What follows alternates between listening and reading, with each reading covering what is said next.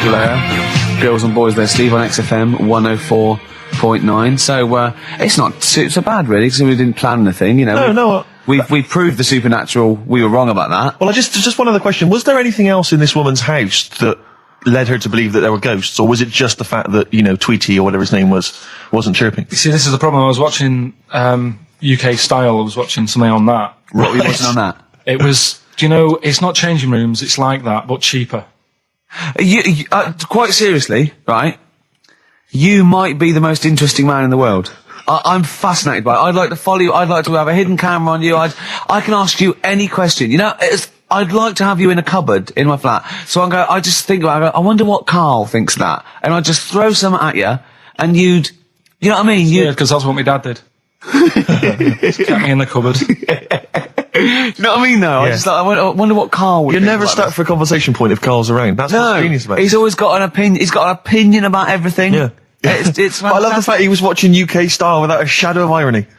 Yeah. No, He's that's just what like, that's what I like about him. Exactly, that's what's I wouldn't brilliant. like it if he was trying to be No, he's not. kitsch Yeah. and stuff. I like it because he's down the line, straightforward, no nonsense. Yeah. This is what I like. You know what I mean? He's going to be sort of like Jeffrey Boycott, Dickie Bird when he's about like 60 or 70. He's going to get on a bus and go to the driver somewhere. You need an haircut. You look like a scruffy get. You know what I mean? He's going to be a great old bloke that Genius. he doesn't get chinned in the pub. Yeah. Right? People protect him, you know, because he's like 70 or something. But it's great. You're looking forward. You're actually in that nod. That nod went. I can't wait to be 70. Yeah. Wasn't it? Can I make a suggestion that we just get people, they can email in just questions or comments they'd like to hear from Karl. Maybe they just want to know his opinion on the Afghanistan situation. Yeah, like, or you know, like last night's Coronation Street, whatever. Yeah, like they do it, you know, in the NME or imagine that coming up to the election, they go, Billy says Labour. Oh, Yeah. I think Karl. the Sun has White Van Man. Each day they interview a guy who drives a white van, see his opinions on various topics.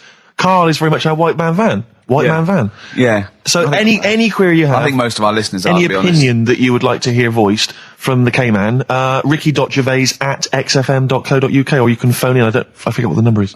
Oh, 700 800 1234. Sweet. Black Rebel Motorcycle Club, Love Burns, XFM 104.9. I'm Ricky Gervais. My name's Steve Merchant. Karl, what's your name? Press the buttons.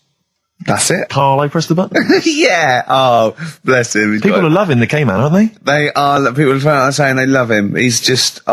He is. He's I think we've created a whole new Will McDonald. I like to think so. Yeah. Karl! Or Gordon the Gopher. I used to have a show in Manchester. Did you ya? used to host a show? Yeah, overnights. What kind of things was it? What kind of stuff?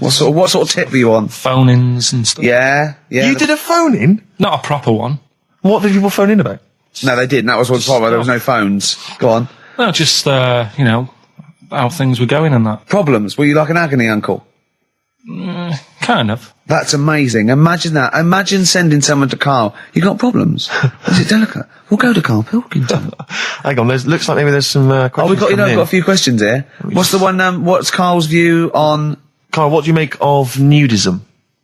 Who's that from? Let me just check who that's from. Sort of it's a time and a place for it. That's from, it's very difficult to tell. That's on great, this. you see. There's a time and a place for it. That is just brilliant. That is Dickie Bird. That's that sort of northern, confident soundbite. Wasn't it nudism? Time and a place for it. There's a time and a place Would you for do it, Steve? Would I do nudism? Yeah. He's not allowed. Not again. No, Yeah. It's not nice, is it, really? No, it's not with Steve. He's not allowed on any National Trust land doing it because he's caused the death of millions of starlings. That's true. There was something on BBC Choice the other night. It's a really short show. I haven't seen it before. Like an odd It's court not. thing. It's not a bloke eating cup of soup and then another short show like maybe someone cleaning their teeth with Colgate and then the really short show. What was it? Go on. No, what it was about this old fella who he's into nudism, and he was saying he's done all right. Did he play volleyball a lot? He said he's done all right out of it because there's not many blokes who are willing to go nude for modelling and that, and he's about 70, so it's not. Is there much cry for that? Do you think? Is there much demand for a He's doing 70-year-old all right. nude? He's doing all right for it. Sure. Good. And the odd thing was, you see, he had a corkscrew penis. he was just like walking around on a main road in like a seaside town. And Right. yeah, and cars would... See, that's not nudism, is it? That's mental illness. Yeah, he's just a bit dear. Yeah. Yeah. Yeah. Well, you know the competition we just ran there, the phone in, ask Karl and thing. People were phoning up. One person said, what do you think about new metal? Carl just quick as fast went, I hate it. Exactly. And he threw a question right back at them and went, do you listen to that in the morning? She went, yeah. He went, wow, you see, in the morning I like Ash.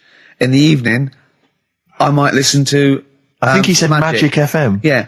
But I love the fact that he is now, we've put him on a pedal. He's happy with his own opinions. Before he was like, don't know. And now he wants to tell the world. He'd be down Hyde Park Corner tomorrow, won't he? And they're going, right, who wants to know what I think about, I don't know, At 2:00, I will listen to the Human League. Today at 4:13, I had one apple and listened to Primal Scream. Thank you. No, you're a great bloke, Carl. We better stop now because, you know, we're going to make you into the new There'll be more from Carl next. So this is a very last question that this is Jim, he's emailed in. He says, does Carl think that that Waterworld, Mad Max, Judge Dredd or similar films present an accurate portrayal of what a post-apocalyptic world might be like? How do you imagine the world will be, Carl, when the bomb is dropped? So I've got no comment. Okay, let's forget the films. What do you think the world might be like if there was, say, a nuclear war and we had to survive underground for a while till all the, waste went away and we could come up and we could eat fruit again and, it was all weird and we had to start from scratch? I'd rather die. Okay. Okay. All right. Wouldn't you? Wouldn't you? Well, supposing it was sort of like, Britain was just, it was, all the buildings had gone, right? Or there was some bit of scavenging, there was like, and we hid underground and we came out, sort of in 10 years' time. Don't keep shaking your head, you know the question. You can go, no, rather die. And it was fine, you lived on tin fruit for a few years, right? Then you had to come up and start again. You had to find other civilizations. I'd want that thing that, is it Walt Disney had? Sort of, cryogenically put me in a preserved fridge thing and say, look, wake me up when it's all built again. I couldn't be doing with that, walking around with a hard hat on all day. Yeah, what would you do? Set an alarm clock? You're the only person. What, you get in a fridge and leave a note? If you find this, do not disturb till 2012. You know what I mean? No, but saying that wasn't. Well, I mean, what would you do first? You just come out into the light. It was like Saxon Britain. There was nothing. You just have to start again. What would you do? What would you do first? I'd probably go and see where I live now to see what's left of it. I love how he thinks. Oh, Carl, if you were the last man on Earth, right, and you had to have one other woman with which to start the human race again, right, and not your girlfriend, who would you start the human race again with? Which person would you want to? Bear in mind, it's not just like the fact that you've got to have kids. They've got to be able to provide something in this world. They've got to be leaders, and they might be all melted. And exactly. So their beauty may have. They've just got one good eye, but now they can tell what you're thinking because of radiation. Yeah. They tried to go through a pod, and there was a fish in there for some reason in their Wellington. Ooh. I mean, for me, probably. What would you rather kiss, a mermaid or a unicorn? Carl, quickly. Mermaid. Why? No, I want him to answer my question. He's got a lady's face. Okay, then. What would you rather kiss? A lady with the body of a fish or the body of a horse? A fish. Wouldn't you? This is the best thing in the world. It's just like, when you call a file a rude word, and then the computer goes, do you want to open tits? You laugh, because it's like, that's what playing with Carl's like. It's sort of like you input it, and you always get, you know what I mean? You sort of get... You get more back than you bargained for. Oh, probably only because I've seen films, that one with that Hannah Darrell or whatever her name is in, and she looks alright. I've never seen Hannah a film Darrell, with a woman with a horse's body. Maybe if I've seen one, I might change my mind. Okay, can you email us a picture of a woman with a horse's body? Yeah. Ricky.Gervais at XFM. Or do they exist? Anyway. Do you reckon unicorns exist, Carl? No. Look, let's play another song then, because I think we were going to give away some Incubus tickets. We seem to have got sidetracked. Beatles, Revolution. Was that clear? Yes, it was. Yes. Yeah, good. We got to speed this up because we know it's funny because our first link when we had to go at like the library and the playlist when we played the record, Carl went. You usually do it at the end when you've run out of stuff. Yes. What's left of it? So we started with what's usually our worst bit of material. So I think we've got to turn this show round. Right. Carl's been holding this together, to be honest. Yeah.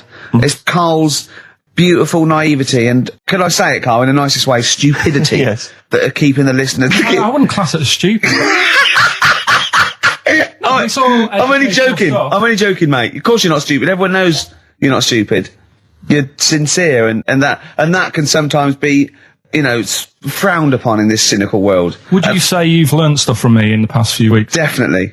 Definitely. Rather like a scientist learns from injecting mice. Yeah. No, but I've learnt from you about ants and stuff. I think every week, as weeks go on, I feel like We're learning from each other. I'm learning more now than I did when I was at school. And can I just clarify? Yeah. You weren't raised as an experiment and you've escaped from a laboratory. You had regular upbringing in Manchester and that. Yeah, I didn't go to school much because my mum and dad had a caravan. Right. Don't Be Light, XFM, 104.9, 5 to 2. Absolutely. Ricky Gervais with me, Steve Merchant. Smirch. Smirch. The Smirch. The Smirch. And the K-Man. KP, Karl Pilkington, the K-Man. Pressing the buttons. Yeah. See that in Heat this week? What was it?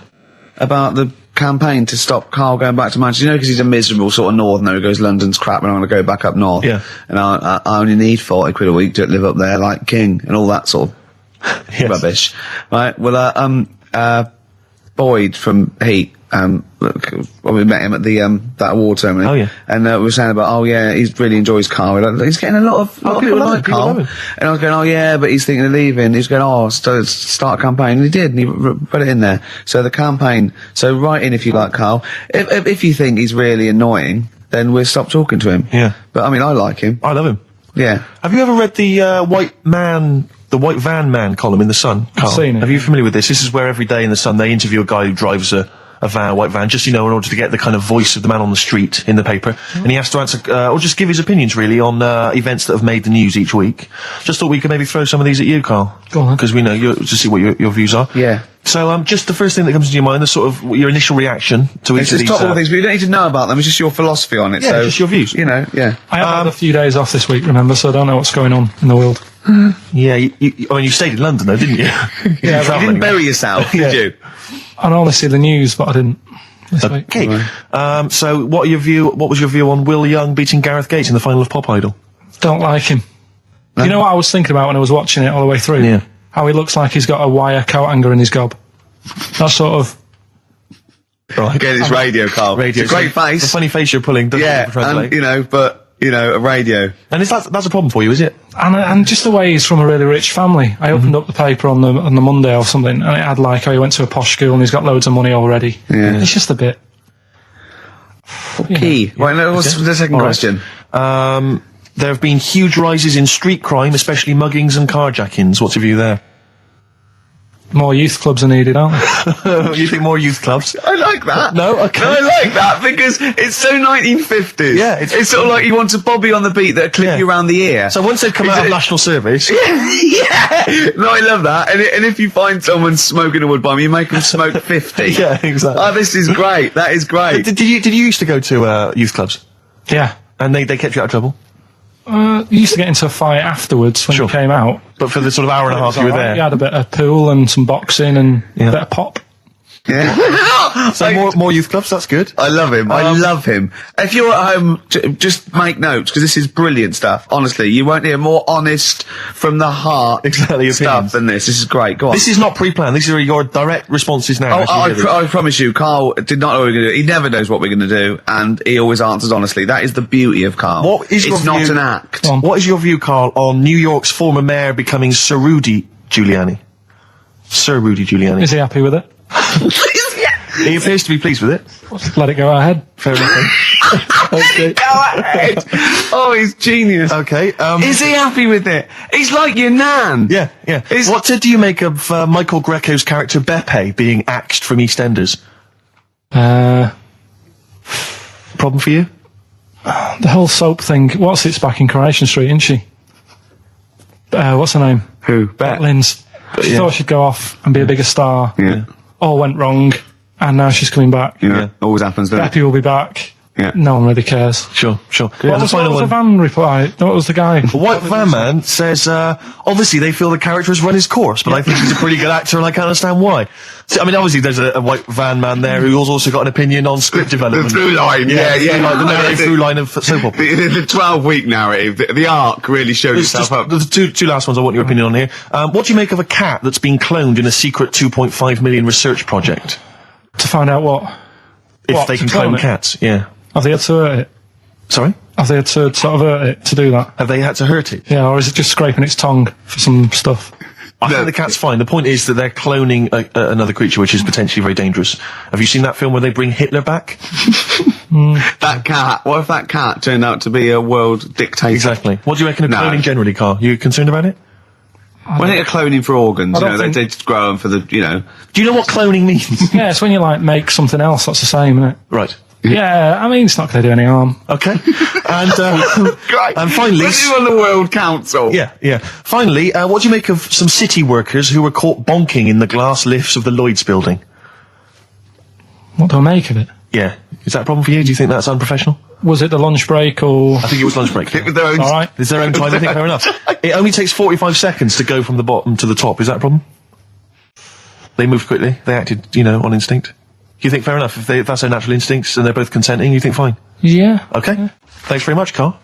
Thanks Alright. very much, Carl. Carl, Right, we'll Steve, have more of Carl's world-weary opinions next time on the show. Yeah. Now it's time for White Van Man. White Van Man. Yes, for explain what it is. those that don't buy the Sun, they think it's beneath them. White Van Man is a column they have, I think, every day, actually, and they just get sort of some, Joe Public to kind of comment on the week's news. Just seemed to me, that it might be interesting to get Carl's views on some of the big events. Not because we think that Carl hasn't got a valid sort of viewpoint. No. Because Carl sees the world differently to some people. That's all. And that's what's interesting. Like an artist does, or a, Exactly. Yeah, he's very bohemian in his outlook. Yeah. Do you feel that you're up to scratch on this week's news? I don't like this bit. Do you? No, just relax. Why not? It's pressure. No, because you just have to give us your first opinion. For your honest answer. That's all we've ever asked of you, Carl. And it's all you've ever given us. Your honest, your first from the heart view. Yeah. All Don't right. worry. Just No, relax. just chill out. Are you worried that people are listening and thinking you're an idiot? If my girlfriend's listening now, go and have a wash or something. Go and have a wash. Not very nice, is it? Is it the opposite of Napoleon and Josephine? Yeah, go on. If you're going to visit me again, Josephine, for Christ's sake, wash. Well, I'll ease you in with something fairly easy, a music-based question. Kylie Minogue versus Dido as Queen of the Brits. What's your view there? Go and have a wash. It doesn't really matter, does it? It doesn't really matter. What does it really matter? With the Brits. I was watching it the other night, and I think Kylie will be a good-looking old woman. Do you ever do that? Sort of I want to, Steve, I want to celebrate with you. Every time he opens his mouth, it says something like that. I want us to open a bottle of champagne. I know what you mean. Do you know what I mean? It's sort of like we did that. Yes. No, do you Go on. do that though? Look at people, and another person who springs to mind, Jenny Powell. I don't think she's that good looking now. Who's Jenny Powell? Is she that girl that used to be the assistant on Wheel of Fortune? Yeah. John Leslie? Yeah, I think she's a bit over the top for a young woman. But when she gets older, I think she'll look Be a bit of a nice. stunner. Okay. So for you, Kylie Minogue, whereas you don't feel that about Dido, is that right? She's alright, she's normal. I prefer Kylie's sister to Kylie. She Okay. looks, I can imagine her being hard work to live with and Who, Kylie? not Right. being washing up and that. And Right, sure. being a bit fussy. Okay. And what do you make of taxes rising in the next budget to pay for NHS improvements? Well, my dad went to hospital to have an operation once, Yeah. so I feel like it's worth paying it, because I've got something. Because people might have to go to hospital. Yeah. Yeah. Well, it makes a change when it's someone in your family, doesn't it? Yeah. Because you sort of realise... Yeah, a change is as good as a rest. And the weird thing is, if it weren't for my dad, I wouldn't be here doing this show, because when he was in hospital... Well, no, I'll stop you there. Yeah. To be honest, that's all you need to know. You wouldn't be here, true, but no. But Well, no, because this was after I was born. So, I would be here. But his more direct involvement was what? Yeah, because when my mum was seeing my dad in the hospital, I got a bit bored, went for a wander, found the hospital radio station, Yeah. and got a gig. Really? So, in a real sense, if it wasn't for Carl's dad, Carl wouldn't be here. And did your dad, while he was listening to you, did he, sort of tap the nurse and go, can you get that 12 off the air? Who's put him in that? Yeah. Oh, come on. Okay, what do you make of the real-life Mowgli who's surviving in a Transylvanian countryside? Apparently, I don't know much about this story. I don't know. You know Mowgli, he's the Is guy that from the one- Jungle Book. Yeah. The little kid that grew up with bears and animals and stuff. Apparently there's a real-life one in Transylvania. What were the things in Gremlins? What were the what? In Gremlins they were... Wait. Okay, this is an example. This is what your girlfriend said. Think. What were the things in Gremlins called? I can't remember. Just, I mean, It's really. something like that, isn't it? No, wait. Just really think now, Carl. Just with everything with all the brain power you've ever used, think what the things in Gremlins were called. It's not there. There's a clue here. Oh no. Yeah. They're not. What? Gremlins. Yeah. Play a record, Carl. We were halfway through White Van Man. We were indeed, yes. Those lads came in. Getting Carl's views on some of the big stories of the week Yeah. from the news. Carl, what do you make of the fact that the British Olympic curling team won a gold medal? I watched it. Uh-huh. I thought it was really good. The only thing that's getting on my nerves now is like, what was that? Is that a trombone player just sneaked in? That was me moving this microphone. Right. I'm sorry. Incredible, wasn't it? Yeah. What an amazing noise. The only thing is, That shouldn't sound like that, should it? That's incredible. What a shoddy tin pot station this is. Well, we know that. Sorry, Carl. Go on. is like in all the papers now, in like the Star and the Sun all week, they've been like traipsing models over a bit of granite. Do you know like how those things are made out of granite? The things they throw, Oh, yeah. and it just that bit annoys me. Okay. The way The that, Daily Star? no, the way that this sport, nobody had ever sort of heard of it a couple of weeks ago. yeah. Sure. We win a gold medal, Yeah. and now in the papers it's like They've gone crazy. They've gone curling right over mad. it. Yeah. It's a good game now. Yeah. Good. Okay, next. All right, good. Let me see. What about the fact that the world's tallest man is living in a semi in Neasden? It's alright, isn't it? Something that someone told me in the week is that, do you know all these tall people like this guy? Yeah. Which is a bit weird they've only just found him, considering he's the tallest man. I think that's a bit weird. Yeah. Someone genius. told me that, do you know the guy who was in James Bond, the big bloke? Yes. Jaws? He's got the same illness as this bloke. Right. And what it is... It's called tall. It's something about... You're suffering from tall. You've got a small tumour or something just behind this part of your head. Yes. Oh, yeah. Just sort of in the middle of your eyes. Yeah. And the pressure on that makes you grow really tall or something. Yeah. So he needs to get it sorted. That's your advice to him. Yeah. Get it sorted. Okay, very finally, Carl, this is important. This is, just projecting into the future. It's sorted. Just projecting into the future now, K-Man. Apparently, global warming will bring sizzling summers and weird wildlife to Great Britain in the future. Are you worried about that? How soon? Soon enough for you to worry. Yeah, it's pretty worrying. Okay. You wouldn't prefer it to be sunny here all the time? No, because with hot weather comes weird spiders and that. See, I always think we're quite lucky here. Yeah. If you live in Australia, you might have the sun and stuff, but you've got like deadly snakes, Yes. which are deaf. Did you know snakes are deaf? Snakes are deaf. They don't have ears. Okay. So you're alright walking about behind them. Yeah. But if they see you ahead of you, You're you're in trouble. But yeah, with places like Australia, people go, oh, it's great, it's sunny, but they don't talk about the spiders and They keep the spiders. lizards Yeah. and stuff. Quite. So I think we've got a bit of both the best worlds. So you're worried though about in the future, vultures flying through the sky, we've got various creepy crawly snakes. You concerned about that? Yeah, well, there's I saw something in the news in the week that a load of sparrows or something was somewhere. Maybe that's the start of it. That's an interesting story. Was that front page or? There's a load of sparrows somewhere. Read all about it. Sparrows somewhere. Some sparrows somewhere. Sparrows somewhere. Load of sparrows somewhere. Sparrows somewhere. There you go, anyway. Excellent. That's Thank you great. very much, Carl. That's Carl giving his views on the news. Don't do that next week. Why not? I just don't like it. Why? Pressure. It's not pressure. You did brilliantly. Yeah. Well, I think we should have a White Van Man session. Oh, White Van Because I Man think people tune in for the White Van Man Yeah, session. people who haven't tuned in, they don't know. If people aren't familiar with this, The Sun runs a column every day which is asking some punter from the street their views on the week's big events, and we just thought, why not hijack that idea, but apply it to Karl Pilkington. Karl, I've seen much news again this week. you've not seen much news. Don't worry, I'm sure you have an opinion on it. anyway. Just give us it from your heart. So Gladiator. Okay, so, well, on the subject of Gladiator, what do you make of Russell Crowe's appalling behaviour at the BAFTAs? This is, I heard a bit about this. This is, when he got some director or something because Electoral producer and threatened them because they cut his bit, didn't they? They cut a poem that he'd done during the acceptance speech. I watched it on Sunday night. Sure. I didn't realise it wasn't live, to be honest. Yeah. But I quite liked the way it was to the point and didn't mess about. He went up, he said thanks. So you're saying that he shouldn't have beaten up the director? Is that what you're basically saying? It's a bit over the top. You thought so? I mean, if you didn't have time, if you really, I mean, what's the poem got to do with the film anyway? He was an awards. So do you think it's ever justified to beat up a TV director if you're a major Hollywood star? Depends what he's done, but I mean... Right, what would you have to have done, Carl, for it to be fine for him to then beat him up?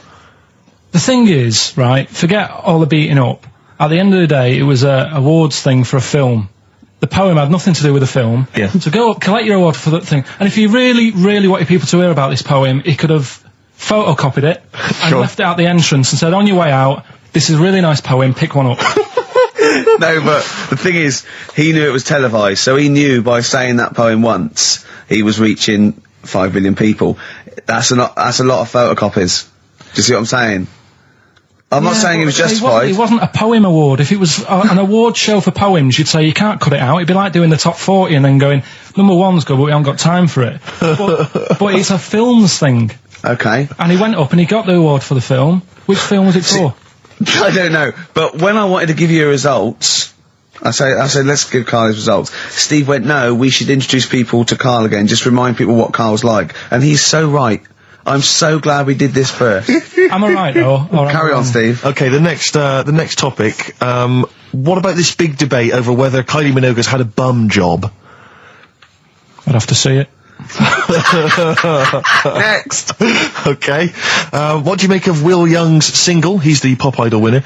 It's going to net record-breaking sales, apparently. It's going to go straight to number one. He's had millions of copies sold. I heard last week that you had to, if you wanted to buy it from Woolworths, you had to go in and put £1 down to guarantee getting a copy. Wow. I think that's stupid.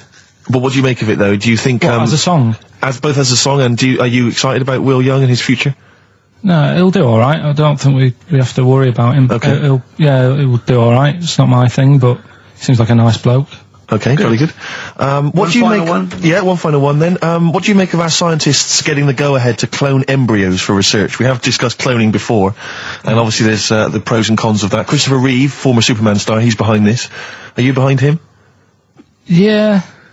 I mean, with everything, you have your good and your bad, don't you? Yeah. At the end of the day, if you didn't have bad things in the world, then you wouldn't enjoy the good things. I think, it's like if you didn't have robbers in the world, policemen wouldn't have a job. So it's the same thing. It's like, it's an illness.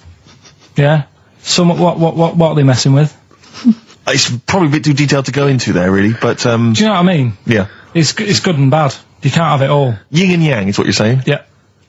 Okay, Carl, I can't argue with that, mate. I want to play a track now that I haven't heard for a while. It's the Verve, isn't it? Yeah. Sonnet. Lovely song. Coming soon, those big exam results. Anyway, Carl, look, let's have a little quick session of White Van Man. For those that don't listen to the show regularly, The Sun, as you know, has a section called White Van Man where a member of the public gets asked their opinions on the week's big political and social hot potatoes. Carl, we just thought it would be fun if you answered some of the questions. It's not so much questions, it's just your views really on these big news stories. What do you make of Olympic ski hero Alan Baxter testing positive for drugs? What did he do? Well, he won a gold medal in the Olympics, and he was a skier. Right. And he won gold medal, and they've just tested him positive for some kind of illegal drug. But what? I mean, if he did, why take drugs to ski? Why? Because all you do is balance. But imagine it'd be amazing if you were stoned, like going down a hill. Yeah, it's not like you have to... It's not going to help you, is it? No, it's just like... gravity that's doing all the work, isn't it, with skiing? Yeah, but it's often to do with your athleticism, isn't it? It's no, but it'd be like saying, and we've just found out the people on the toboggan were on crack. It's not going to help them. You sit there and you go with the flow, and you hold on. Could I say the drugs he was taking? That's his defence. It probably wasn't jacking up H or dropping a few E's or getting stoned. He was probably taking more sort of performance enhancing drugs as opposed to him just like scoring some shit around the corner from someone, getting off his tits and jumping in a toboggan. Doesn't mean that, does it? He wasn't off his nut. Yeah. You tested you pissed out your head. But why doesn't he just say, don't be stupid, why would I do that? It's just not going to help me out. But it is, isn't it? Because performance enhancing drugs do. Wait a minute, Steve. Wait a minute, Carl. Right, look at this way. Okay, look at me. Yeah, have I got his attention? Yeah, the lights glinting off your ring there. Yeah. Okay, right. Now keep concentrating. Right, some athletes, you're aware they take drugs. That's to build up Swimmers muscle and stuff. Yeah, swimmers. For example, runners, yeah. Not only do they help build muscle, right, but they can actually, give them a boost performance-wise, Yeah. sort of like steroids and all this sort of stuff, right? So that's the sort of thing we're talking about, okay? Right. So again, He wasn't on a why bong would that help before. you? What? Why would that help you when all you've got to do is balance on skis? Not when you're at the Olympic level. Yeah.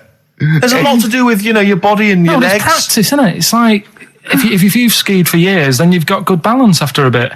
Oh, do you know what, Carl? Do you know what? You've made a mockery of drug taking. Well done. Right, next one, Steve. I hate this bit. I hate this. I don't know if you saw it. What did you make of Posh Spice's Warts and All documentary? Yeah, I saw a bit of it. What did you make of it? I mean, people are slagging them off, aren't they? Saying, she's daft and that, but Don't make you. she's. I think they're all right, honestly. Yeah, I think they're all right. She's all right. I mean, I think David's really a decent bloke. Sure. Do you agree that he's quite a simple man? Yeah, but he's a footballer. He doesn't need to be. Do you know what I mean? It's like me. Yeah. Like, all right, I only got an E in history. But knowing about the Tudors doesn't help me press these buttons and put the next CD on. No, sure. Do you know what I mean? Yeah. So good luck to him, and he's done well out of it. It's just jealousy. Yeah. I remember though, when I was back in Manchester, I was in Piccadilly train station, and he was there, right? Not as big a star as he is now, back then, but he was stood there, and I was so close to going over to him and saying, "Did you go to my school?" Because I recognised his face, but I didn't know who he was. Do you know when you sort of go, "Sure, I went to school. It's not the one with the big head." Yeah. But I do recognise him. Then my girlfriend got off the train, and I said, "I'm sure I know him." She said, "Yeah, it's David Beckham." And I was so thank close God to for your going over. girlfriend. Does she get an awful lot of scrapes, does she? She does, yeah. Okay, what about the fact that the pension crisis is going to force Britons to work into their 70s, Carl? You might have to carry on working into your 70s before you can claim a pension. I think it's a good thing. Because you see a lot of old people who look bored. Okay. And I honestly think if you keep your brain busy, you'll live longer. Yeah. It's only when you actually shut down, right, that's when your body sort of dies because it doesn't feel it has a purpose. Yeah. It's like if you've got flu, keep going to work. If you have a day off, you just feel worse. You'll mope about at home. Doesn't do you any good. What about where do you draw the line then? What if you say lose a finger? Pop into work? Depends. If you can't concentrate because it's painful. But what if you're a typist? You're not going to type as many words, but you'll do more at work than you would having a day off at home. Sure. Okay. Tony Blair turning trendy with his Paul Smith designed naked lady shirt. I don't know if you've seen this. It's the one with the pictures of naked ladies on the cuffs. And, I mean... Okay. And finally... see, this is what annoys me about this feature. It's just, what's that? So what? Yeah, but it's the Prime Minister of this country wearing a trendy shirt with naked ladies on the cuffs. All right. Okay. And finally, what do you make of the fact that Top of the Pops have banned Will Young singing both tracks on the number one slot, and consequently he wasn't on there at all? They had to show the video. The first time anyone's ever made this demand. He wants to sing both the A and B side. Well, he can't. It's double A, yeah. Double A side. That's what he wanted to do. That isn't how it works, is it? Yeah, I agree, yeah. And the thing is, which one...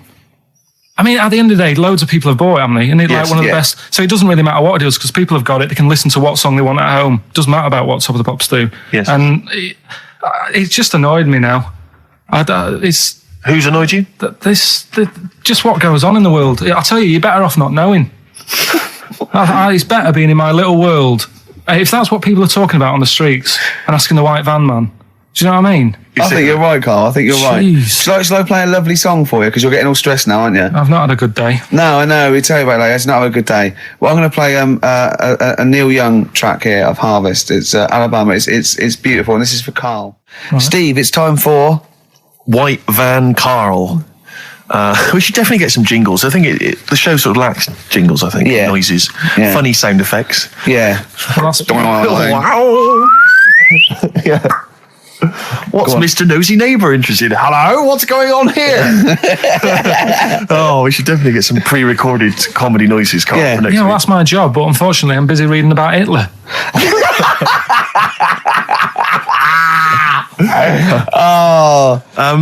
For those that don't know and aren't familiar with this feature, basically The Sun runs a white van man column where it asks just people who, every men and women, their views on news stories from the week, and we decided we'd just ask Carl his opinion on some of the same issues.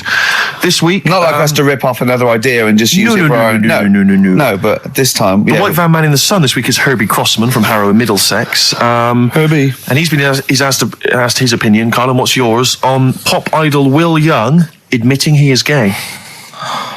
Come on, Carl. I don't understand what the big deal is, to be honest. Okay. No. Talking to different people about it, and they've said, it could affect the sales, girls won't like him anymore, which I think is rubbish. Yeah, because it finished George Michael's career, didn't it? Oh, yeah, and I was thinking when I was growing up, right? And Freddie Mercury. I was into Kim Wilde, right? Sure. Now... And her kids. You're not going to tell me she's gay, are you? No, but if she was, if they said, she's a leather, right? I wouldn't say, right, that's it, I'm taking kids in America back to the shop, I'm disgusted. Sure. I liked her. Yeah. I don't think I'm ever going to meet her and marry her and that, so what does it matter? Yeah. Will Young, he's a good voice, he's gay, a lot of gay people in the world. Georgie boy was gay, I guess. There you go. Nothing more and nothing less. The kindest guy I ever knew. So Do you Bowie? No big deal. That's one of your favourite songs, isn't it? Brilliant. Killing a Georgie Parts 1 and 2, isn't it? Yeah. Okay, what do you make of the police protesting to Parliament over reforms? That's not the band. Before you say. Right, what's all that about? Okay, well, the police have had various kind of gripes and grumbles which they've taken to Parliament, try and get them sorted. Like what? Well, it could take ages, basically. They don't like the pointy helmets anymore. Yeah. They want flat caps. They feel that their powers are restricted. They get a lot of bad press. They're not being paid well. They're only resource. They actually demonstrated, didn't they, outside? I think they may have done, yeah. Well, at least they're doing something about it instead of just sitting there moaning. Do you know what I mean? Okay. They're going to the top, trying to sort it out. Yeah. I admire that. Mm-hmm. Yeah. What do you make of the police generally? Are they doing a good job? They've woke me up a couple of times at about 4 a.m. when I was a kid. Right, was that because they were looking for your brother in his tank? Yeah. Did a Sherman tank just come through here? Yeah. No, my mates nicked cars and gave my name and all that. Right. Were they friends of yours? All right. Yeah. Okay. What do you make of fears that dumped Britney Spears? She's been dumped by her boyfriend. There's worries that she may be cracking up, Carl. You concerned? What are the signs? I'm not entirely sure. I'm just reading from this section, but I would assume that she's obviously showed signs of depression, maybe. She'll be all right. I remember, Zoe Harris, when she sort of got bored of me when I was a kid. Yeah. Get over it. I don't even think about her now. What? And how long did it take you? How long did it take you to get over Zoe? Zoe Harris. How long did it take To be honest, right, it was like one of my first girlfriends, and she was a pain. I remember I went out with her because she wouldn't stop hassling me, right? Yeah. I remember A good reason to fall in love with her. Oh, go on then. I never talked to her, and then the bit that really got me, I thought I half liked her, and then I remember, right, we were at a school party, sort of infant school. Infant school? Right. Are you sure it wasn't junior school? Well, it's on the cusp. Yeah. Like when you're about to leave infants and go to the next one. Yeah. And she was crying. Because You were saying, I don't think we should move in together. She was crying. She was crying. Oh, was she? Had you She stolen must her have been- milk? She must have been nearly 6. Why didn't she grow up? No, she was crying because somebody had stood on a dress and put a bit of an hole in it. And I said, oh, for God's sake. I can't stand it. Oh, So God. you- I just think him. So you gave her a slap. I just think of him like 6, like with clogs and a flat cap, going slightly bald, going, for Christ's sake, woman, come on. Oh, Light my pipe. I finished it because all her mates were saying, come on, Carl, she's upset. And I was like, oh, whatever. So I saw her again. hold on, though. Wait a minute. What do you mean all the mates were saying, like, come on, Carl? They were 6, weren't they? Yeah, but they were saying, come on, she's crying. Help her out. And, Like, and you she's- did nothing? I She's can't. got injured. Got a hole in her skirt. Yeah, but she was upset and you were her boyfriend. Well, So what did you do? Tell me the story. Where were it you? didn't work out. You were at some kind of school do. There was a hole in her That's why dress. it didn't work out, he said. Do you treat your current girlfriend in the same way? This callous disregard for someone's feelings? His current girlfriend does not tread on her dress, does she? Oh, she didn't. So, as far as you're concerned, what was her name? Sarah? Zoe Harris. You just felt like, well, if she's going to make a whinge about, a silly little hole, screw her. Yeah. You're all heart, Carl. What would you have done? I'd have gone over there and give her a lovely kiss. No, you wouldn't. Yes, I would. We were playing Dead Arm. Ask him another question. Okay, very final thought then. What do you say to the fact that a judge has decided that we, the general public, have a right to know about stars' flings? Basically, this is an excuse. This is basically saying, should papers be allowed to print tittle-tattle about celebrities? Oh, this is... providing it's proven true. Oh, this is something about, isn't it, a Division 1 football or something? It definitely had a Premiership football, it was an affair. And it is true, but he's trying to keep privacy. And the judge said, well, it's not for us to censor the press over things that are true. Right. It's up to the general public to either boycott or not, that publication. What do you think, Carl? What about all this, exposing, going through the, the bins of celebrities? It's not right, is it? But no. People are interested in it and buy the papers to read it. Do you know what I mean? I mean, like I said to you the other week, everyone has a go at Beckham for not being that bright. But at the end of the day, he's a good footballer. It doesn't really matter what goes on off the pitch, does it? Do you know what I mean? Yeah. So, but what if you were a celebrity and they sort of splashed over the front page the fact that you just, didn't care less for Zoe Harris and her torn dress? Zoe Harris is still upset. Yeah, they dug her out, The night Karl Pilkington reduced me to tears. Nah, I haven't done anything that bad. Sure. I won't be worried. Did you win the Dead Arm contest? No. I was thinking about that the other day. Do you think there's a chance I could get blood clots in later life? Did you play that a lot? Yeah, a hell of a lot. Did you ever do it, but kind of headbutting? No. Okay. Because that would have explained something. Dead arms. Sure. Any more? No, that's it, Carl. It was with people's blessing, was it? You had to give them a go? Yeah. And you played it with girls? No. All right. Oh, my mates. Right. So you were playing Dead Arms while she was off dancing and getting her hole ruined? Yeah. You romantic, you. That's great. And you haven't changed a bit, have you? You still do that to this day, don't you? At functions and events.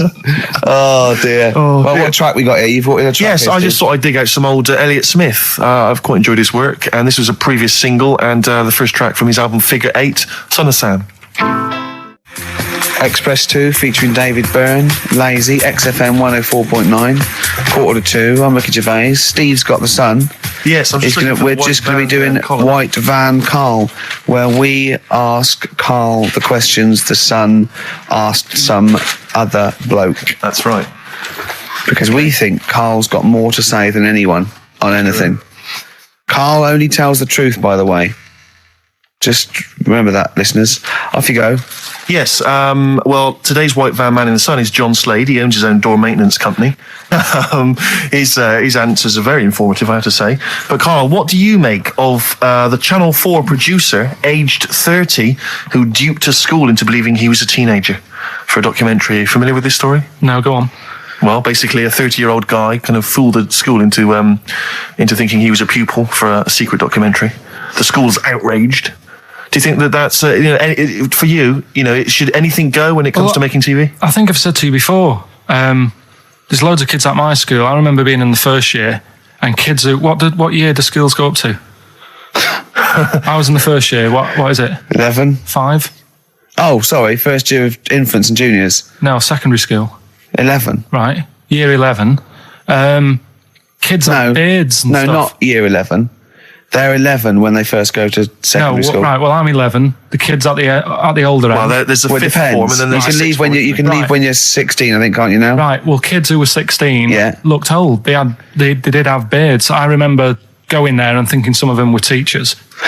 I think he's answered that. Next one. What's the next one? Tattoos and everything. I think they're kids in the earlier years even. What do you make of the fact that Mariah Carey's £38 million payoff has cost EMI staff their jobs, and we're talking 1,800 EMI staff who have lost their jobs? What do you think of that? Yeah, I mean, is that silly money, Mariah Carey, on 38 million? She doesn't need that much. She doesn't need that much. She has to dress nice, though. It's not her fault. I'd say it's bad business. Okay. Because EMI, did you say? Yes. Right. They've got rid of them staff. Yeah. Mariah Carey's left. Who's going to do the work? do you think Mariah should come back and do some temping? Well, they should have got a loan and paid her. Okay. Do you know what I mean? Vicious circle, that. Right. Have you done a business degree or anything? Have you? Commerce. You did commerce. Where did you do that? What did you do with that? At school, I'd learn how to fill out a cheque, pay a bill, and I think I had a trip round Kellogg's. Did you get an O level or a GCSE? We know he didn't. You know, I did. But was there a commerce exam, or was it just a division of Can't maths? remember. What did he fill out a Was it a check? subset of It was maths? an option. It was like, if you want to do it, you can. What was it? Fill out a check. Fill out Pay a check, bill. Pay a bill. Have a visit round Nip round Kellogg's. Kellogg's, and I saw my sister's boyfriend there at the time. He sorted me out with some variety packs. Really? What was in them? You know, Rice Krispies and Good stuff. Cocoa Pops? Space Dust or whatever it is. Space Nuts. So, sorry, that wasn't Ken Dodd, though. No. That was someone else, was it? That was an aunt. That was it, yeah. That wasn't Special K. Oh, dear. What about this then? Home Secretary David Blunkett admits that muggers rule some streets. Weird this, because when I was out with you, I don't believe it's going to be weird, whatever you say, no, Carl. Go on. when we were in that pub that night and we got talking about muggers and that, the tip is what I tend to do, because I nearly got mugged once. Act You mental. what? You nearly got mugged once. I nearly got mugged. Yeah. But I tried this technique of acting a bit mental. Right, and how did you act mental? Well, this guy wanted me trainers. And I was in Piccadilly Gardens in Manchester. It was quite late one night. And he come up, he said, I want them trainers. I said, you want them? I said, I worked hard for these. I said, how dare you come to me asking? And I got a bit livid. And he looked at me like, oh my God, he's got a right one here. And he left me. Were you acting mental, or were you just mental? No, I put it on a bit. Were you not petrified, though? Well, you don't think about it, do you, when you're sort of in the eyes of danger? Well, not you. Clearly, you're a brave man. So what did you say? I just went a bit mad. I just kind of, because he said he wanted the trainers and that they were dear ones at the time. And I just, no, you're not having these. So I've crafted you. I said, I wanted these trainers. Yeah. And, went on to tell him how I work at printers and I don't enjoy it. And, I put in all these hours and that, and I have to cycle home for about 5 miles. And Did he give you his trainers? Yeah. Did he have a knife or I anything? just left. No, it didn't get that violent. Well, that's very brave of you, Carl. Yeah, it's That's good. good advice, though. Just act mental. See, Watts actually tried it the other night. Oh, Liza Minnelli. Yeah. Well, she says, I've worked hard for these diamonds. Yeah. Not easy being the daughter of Judy Garland. You don't know what it's like.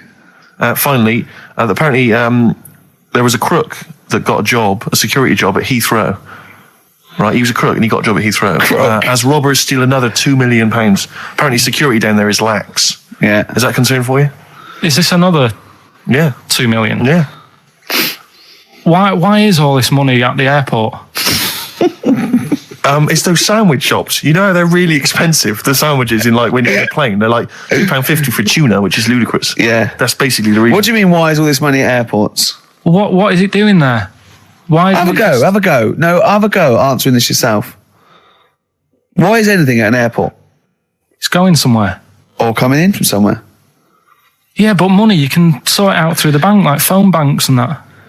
Have you done commerce? You know a lot about paying bills and writing out checks. Don't you? Tell us about Kellogg's. What was it like? What was in the factory? Was it just like squashing bits of corn? Pretty boring, really. Just loads of conveyor belts, boxes of cornflakes everywhere. Just what you imagine. Yeah. So is it more, this is where you might be working? This is where you're likely to work? Possibly. If you There was leave 2 trips. There was that and the trip to Manchester Evening News. school. Okay. And I left that early because I had a job in Cordon Bleu. In Kellogg's. Cordon Bleu, what's that? It's like a supermarket. Yeah? And I had to leave the trip early, and the teacher went mad saying they thought I'd got lost on the, in the building and stuff. What, you It didn't caused tell a anyone? uproar. No, because it was like day 2 of working in this supermarket, and I couldn't be late. I thought by the time I explain where I've got to go and everything, I'll be even later. Sure. So I just left, and then apparently they were searching the building and everything for me. Oh, I were you? was stuck in a printer. Don't know. Fucking a printer. I don't know. What was the printer's name? You worked at a supermarket called Cordon Bleu. Cordon Bleu. brilliant. That's great, isn't it? It's rubbish. Oh. Got sacked. You had What did you get sacked for? Messing about in a back in the car park round the back. Yeah. Right, there was a grid, and all the concrete had gone funny. So when it rained, you got like a big lake Oh, yeah. right? And I got in, do you know those big metal trolleys you get to like put all the food in while she's... Oh, yeah. And I got in one of them and pushed myself out into this lake. Of cement. No, Of water. Full Oh, it was of water, water, 'cause it'd been right, raining. right. And I got stuck in the middle, right? And the boss was like, where's Karl? He's meant to be doing, facing up the beans. And I was like... And you were stranded in a lake. So someone said, I saw him messing about out the back. He came out and saw me stuck in the middle of this lake in a trolley. And he said, get back in. I said, Would you say, no, I'm filming sharks? I said, it's too deep. I can't get out. You'll have to pass me something. And he said, I'm not passing you nothing. He said, you can get out of there and walk through it. I said, I'm not. I've got my trainers on, probably the same ones. Yeah, you've risked your life for them. Yeah. I said, I'm not getting these wet. He said, what are you going to do? I said, I'm going to wait for the water to go down the grid. He said, the grid's blocked. Now get out or you're sacked. I said, well, I'm not getting out. He said, right, you're sacked. So you were sacked? How long did you have to wait for the water to go down the grid? In the end, I did get bored and I sort of did a bit of a leap and a jump and got 1 foot wet. How long were you waiting? About half an hour. Just think of it. I mean, how did he get himself into that situation? That's fantastic. Should we play a record? Oh, definitely. That's a Your choice. joy. Oh, you're an absolute pleasure. More White Van Man next time on the show. Electric Soft Parade. I keep trying to get the album for free from you, Karl. You've not sorted me out yet. I have to rely on other people to give me different copies. No, I did different try. tracks. I'll keep trying. Please do. This is one called There's a Silence, Electric Soft Parade. Right, well, it's time for White Van Man, which is where we ask Karl the questions that the Sun asks someone else. Exactly. It's an article in there where they ask them, typical man on the street, the big questions of the day, gives them their platform to the nation, and we think this is just too good to let out because we only care about one person's opinion in the country now. That's true enough. He's the K-Man, and there he is. There he is. Right. Karl, your thoughts, please, on Kylie Minogue slagging off Britney Spears for ignoring her fans at her premiere. Are you aware of that story? No. She got booed at her premiere of her new film, Britney, because she'd left her fans waiting for like an hour. Some of them had travelled up from Bristol, other parts of the country. 3,000 of them. Loads of them screaming for her. She just went straight into the theatre an hour late, just gave them a quick wave and straight in. Didn't even bother to shake their hands, sign any autographs. So they were booing. What do you think of that, Karl? And Kylie's obviously said that was actually outrageous, and you should treat your fans with respect. What do you make of it? So she did wave. Then. Yeah, but literally as she was walking into the theatre. Was it raining? No, I don't think it was. He's like a defence lawyer who hasn't really read the brief. He's just winging it. Judge, first, was it raining? No? Oh, shit. I was relying on that. Was she running late for the start of the film? Yes, but that's her own fault. I mean, the people are inside. They're not going to start the film without her. It's Britney Spears. Yeah. She could take some time out. When Tom Cruise came here, he spent like an hour and a half shaking people's hands, talking to people on their mobile phones, all sorts. That's Tom Cruise. He's a bigger name than Britney. I know, but he's a smaller person, but he's a bigger name. What do people want from people? Do you know what I mean? Yeah, an autograph, things like that, a photo. This one's going nowhere, Steve. Is there another one? Fair enough. It's not bad. If she had more time, she might have done it. I bet she would have done it on another day. I mean, I'm not feeling too good today. But you're going to still take time out to sign people's autographs, surely, when you leave the building. Yeah, there's always a bit of a crowd, isn't there? Next. Go on. What do you make of New York's ex-police chief saying we need more bobbies on the beat? He's come over here. He's the guy that sorted out crime in New York City. He's come over. He said, you're going all over the place here. You need more bobbies on the beat, more policemen, a visible police presence. There was something last week about some copper in London who was sat on a bench and he was asleep or something. Yeah. And people were like outraged because like he should be looking after, England's people, not nodding off on a park bench. Which is a bit daft because they were shouting he should be looking after England's people. Was this the 16th century you went back to? What do you mean he should be looking after England's people? Wherever he was, if he was in like a park somewhere, they were like really annoyed because he was asleep. But sure. He was probably undercover. No, but the thing is, if there would have been any trouble, I'm sure he would have woke up. Yeah.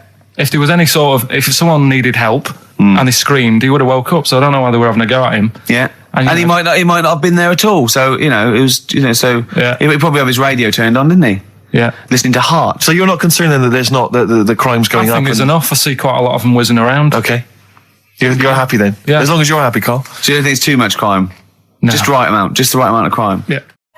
Placebo, The Bitter End. That's the first single to be lifted from their forthcoming album, Sleeping with Ghosts, which you can hear in full on the XFM online listening posts. I'm Ricky, you cheeky little devil, Gervais. With me, Steve. All right, ladies, what can I get you to drink? What, you think I'm made of money? I meant half a mile or something, merchant. And Karl, oh, I'm stressed. If it's too hard, I don't want to do it. Pilkington. Indeed. Oh, well, it's nice to be back, Rick.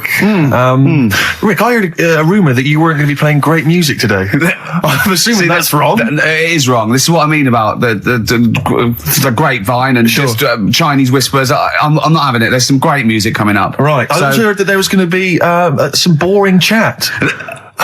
Sorry, it's that. Well, I want names. I mean, I don't want to name names, Rick, but that's the gossip I heard. It's totally wrong. I heard it was going to be inane, ill thought out, often stupid. No, Carl's not going to talk so much this week. We're going to try and sort of bring it back to real radio. So that's an absolute lie. Yeah. Great. Good. All right, Carl, had a good week. Yeah, not bad. Have you? Going on holiday now, aren't you?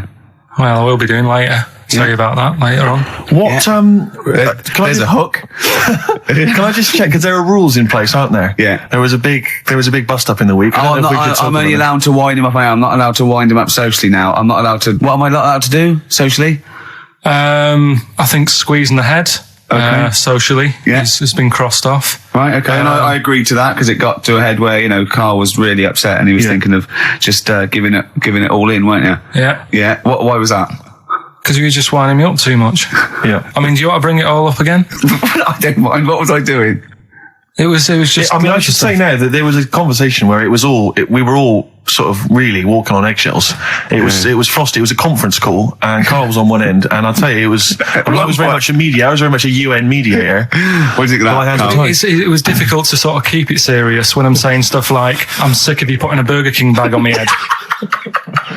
Do you know what I mean? Yeah. There's a part of me that's like, I can't believe we're doing this. What I like about it is that I'm laughing and going, well, I won't do that anymore. And he's going, you can still do it on air. And like today, I came in, I went to squeeze Eddie, went at 1 o'clock. I love those rules. Yeah. I love those rules. Well, between the hours of 1 and 3 on a Saturday, you can squeeze his head, you can put a Burger King back on his... I can't wait. It's terrible. Oh, dear. That all started last week as well, really, because I got in a bit earlier to do an edit for you on some track that had swearing in it, right? Yeah. So I get in early, he comes in, first thing he does is go to sort of squeeze me head. And my reaction was, not now, do it later. As if it's all right to do it later. Yeah. So that's kind of what made me think this isn't normal. We should just point out, when we say squeezing your head, what exactly does that mean? I put my hand on the front. I do 2 experiments, right? Yeah. One is the side, because you can crush an egg sideways, so I think that's more dangerous. Right. And I actually put my elbows out, and I pressed like a vice, and I really go for it until it really hurts. And the front one it shouldn't hurt so much, if my experiment's right. I don't know. Well, it was all this that sort of, built up. Sure. And the research that you're doing there, Rick, is that going to be available online at some point? Well, that was the problem. That's what I was saying to him, because it kind of started last week. Well, it's been going on since we've known you. Yeah, but I just upped it last week. It got out of hand a bit. I upped it to when I think it got to ahead on Thursday when I filmed it. That was it, yeah. That's right. I brought in a cameraman to film me torturing him, and there was some people from the 6th floor being shown round. Yeah, some management and that, showing probably clients round. Sort of. They've probably been on all the different floors, same what all the different radio stations do. This is XFM, the sort of this sort of noise going on. Yeah. You see them all look down and saying, "Don't do that," right? Sure. They might want to spend a load of money. Yeah. And he's doing that. He's wrestling with me. He's filming it. So that's when I just thought, It's mad, isn't it? And then when we were having the argument on the phone, I was saying, has this been some sort of experiment? Yeah. He did. He said that, and of course I lost it. Yeah, but it's all good now. Do you want to squeeze his head before we play the next? I won't at the moment because we've got to get on. It's not right, and that annoyed me as well because I was trying to find out where he was going. I was filming him. I was going on waiting for Karl. Told Johnny he's meeting a mate at 6, which annoys me on 2 counts. And I'm just doing it to the camera, So I'm gonna follow him and just turn up and go. All right, where you been? But then when I came in, he went, "I'm meeting a mate," and he told me where it was. So I told him that spoils my fun. Of course. Because you'd want to just track him down. I don't want him to like it. Yeah. Which is it's sort of pulled the rug under my carpet now that he's going to let me do you know what I mean? It's just, it's a little bit annoying. It's that thing though, you see. This happened years ago to me, right? When, you know, you get pally with someone and then you wind each other up and then there comes a time when you just go over the line. Yeah. Right? What happened? Well, it was this lad called Anthony, right? He was my mate. Yeah. And we used to sort of always have a little fight in the toilet and that. Right? Sure. Punch each other. No, I want to wipe it. And the punches, you know, used to get harder and stuff. And then, you know, so he hit me harder. Turned out into a proper fight. Yeah. I chipped his tooth on the sink. Right? Right. This happened at school, and it was time for assembly, and I thought, and he's in the toilet crying. I thought, go to assembly. There's police in there in the assembly that day telling people about unnecessary violence. And you thought they were there for you? So I'm like, oh no, Anthony's going to come in a minute, like crying with all blood coming from his mouth. I'm going to get arrested. Yeah. Did you go running and sleep? That was an example of. Yeah. I mean, it kind of happened because I went out with a girl who he fancied. How old are we now? About 8 or 9. I think that's out of order, going out with a mate's girl. Yeah, but she didn't like him. He had like big ears and that. He had no chance. You're So why such a should I? dick. No, but do you know what I mean? All right, I haven't got the looks like I used to. Sure, when you were 8. But that's before the stress of, you know, having head squoze and that sort of thing. I have aged a lot since. Having your head squoze. I love your own grammar. I know, That's the past tense, is it? Squeeze or to have squozed. Oh, he did squoze his head. Yeah. Oh, brilliant. So, you know. What about a bit of Bowie? Let's, Bowie? be my wife. Carl, I'm asking you. Let's make I think it we can squoze that in. be my wife, Carl, come on. Will you miss me on holiday? No. Really? No. What? He's joking, I assume, Steve. Well, I don't know. Can you tell? I can't tell whether he's serious or not. What do you mean, no? No, definitely not. I mean, I might, when I get back, I'll go, just have a quick chat, but I'm not going to be sat there going, I wish I was back in London for Ricky to, you know. Squoze my head. We've sorted the head problem out. Yeah. No, I still won't. No? Okay, well, that's still what I'm saying. I was with Carl in the week. I think it was Tuesday or Wednesday. And was it last week? There was a programme on about the child who was older than her mum. A child that was older than her mum? Yeah, right, which he was looking forward to as much as Oliver, the humanzee. Humanzee, yeah.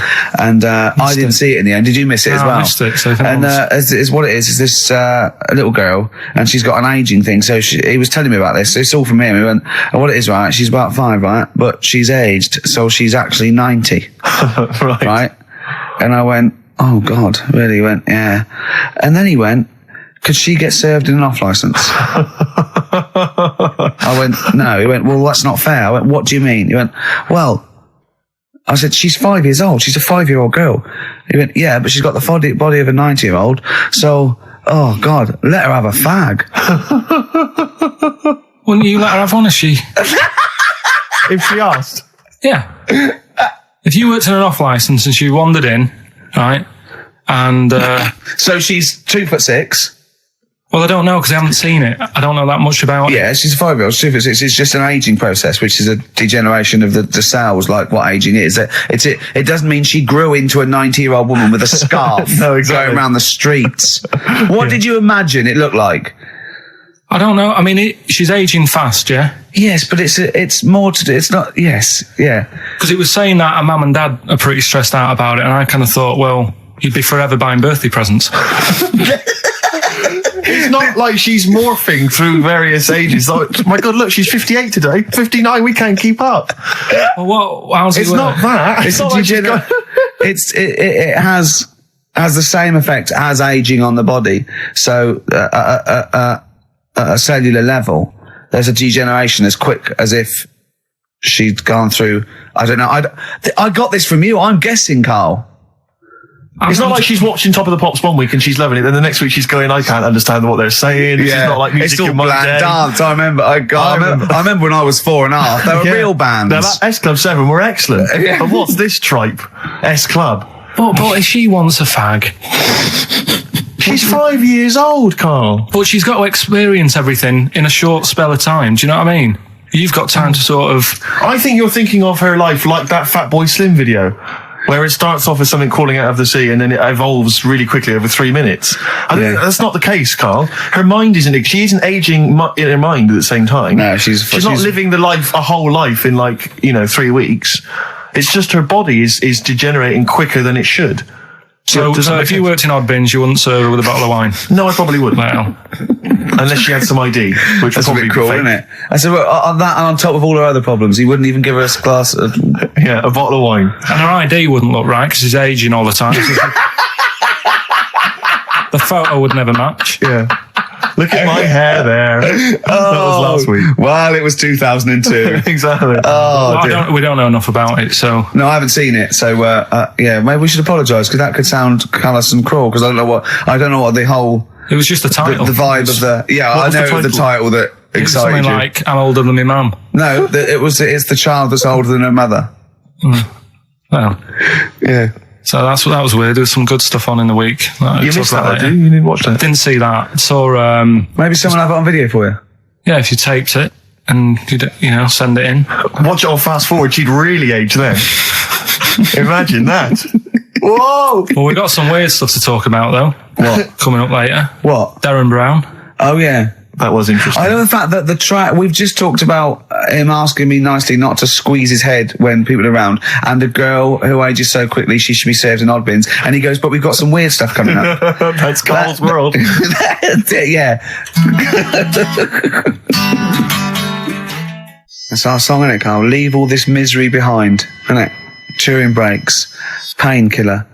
That's what I could do. I could sort of give you a little local anaesthetic and squeeze your head and see how far it would go before... Style, I want to get back off holiday. Oh dear. Rick, I was watching music television this morning just before I came out. I love it. I love it.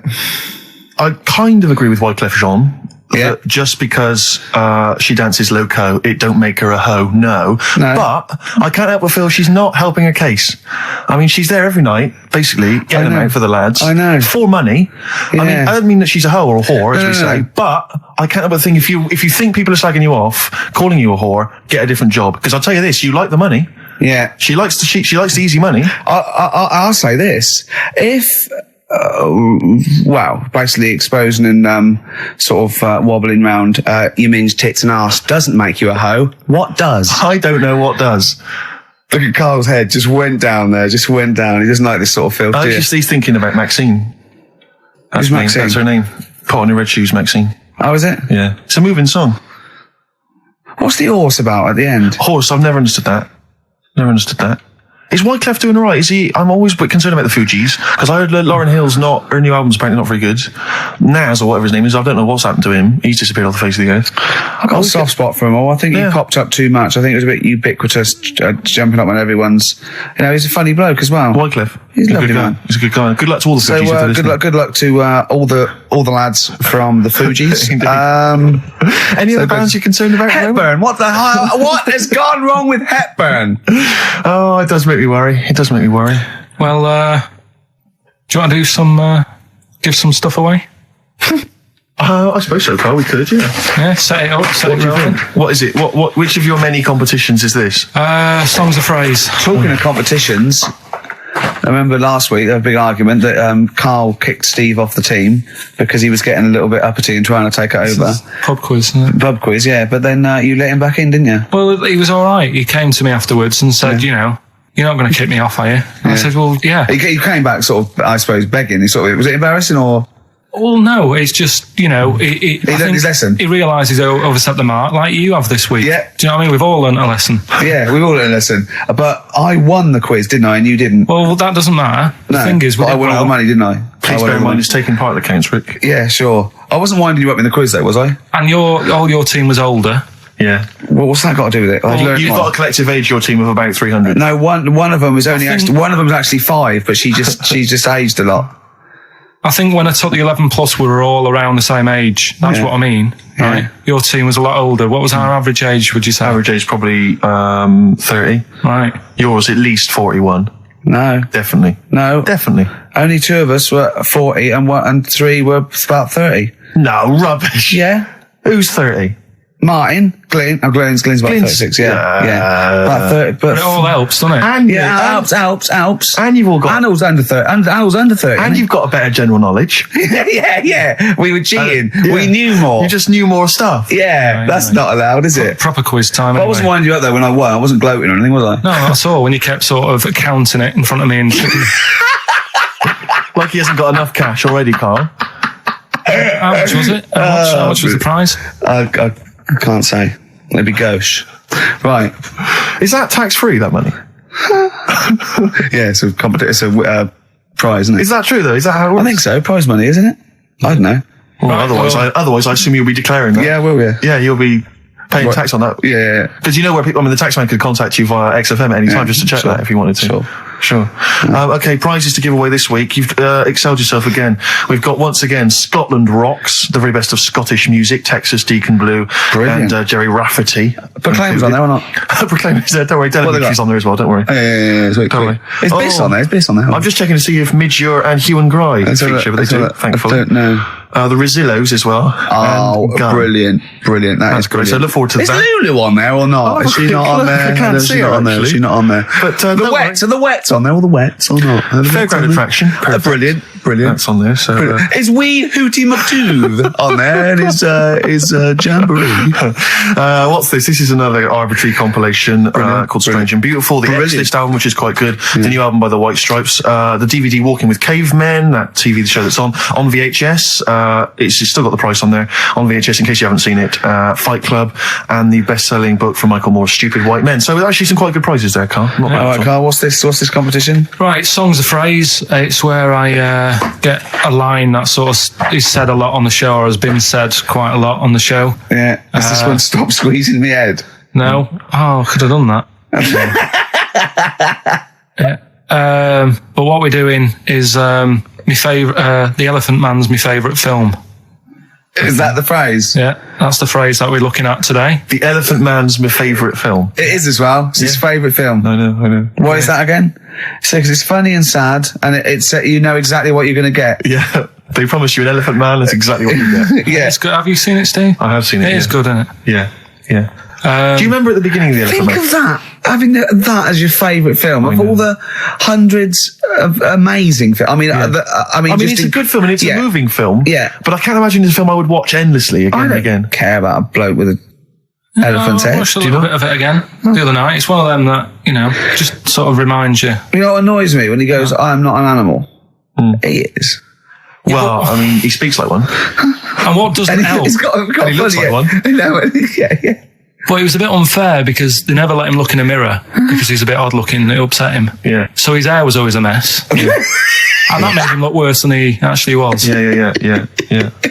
But good film. Get it out if you haven't seen it. That's the phrase today. Do you know, I remember my friend introduced me to that film, and if you remember at the beginning there's a big montage because he is working in a zoo, isn't he, or he's being kept in a zoo, and there's a sequence of various elephants, I think actual elephants kind of rampaging, and it's just quite a sort of moody atmospheric montage. Is he king of the elephants? Can he maul them? My friend said to me when we watched this, he said what happens is he gets trampled on by some elephants, and that's what makes him look like an elephant.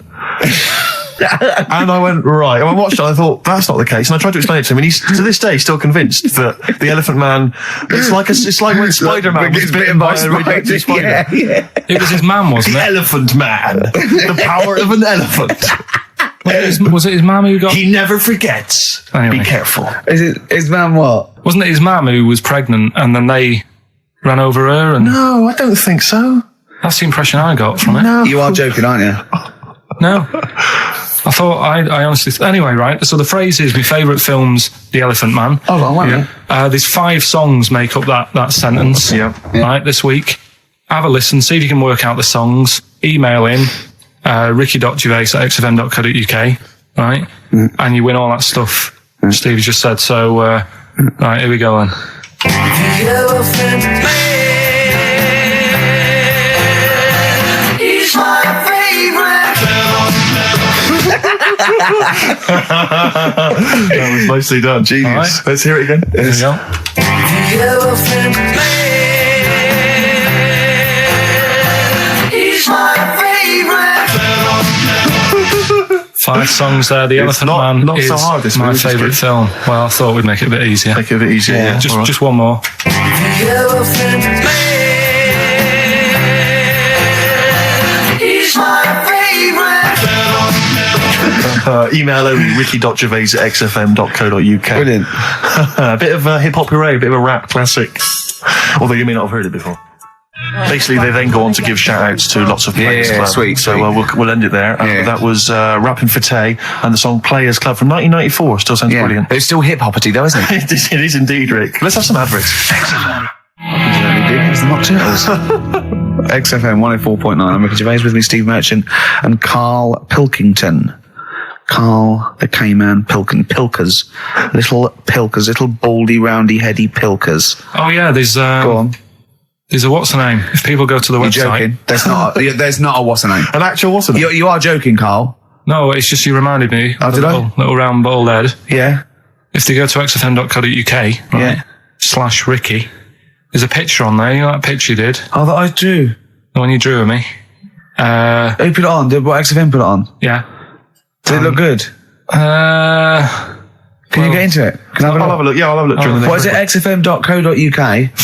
/Ricky. Right. And there's that little picture and people can sort of put bids in and the money goes to, Me, I charity. assume, as I drew it. No, it's for some charity thing, so...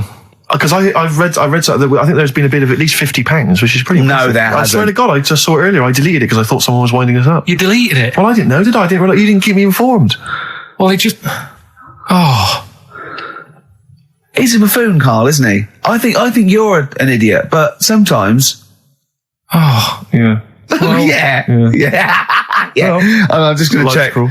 check the power list, top 100 most important people in radio. What's this list? Oh, it's just the most important people in radio. Oh, 56, Ricky Gervais. That's annoying. 56. Let me see. So there's 55 more important people than me. I love the fact there that I've beaten David Mansfield, who's the controller of Capital. Yeah.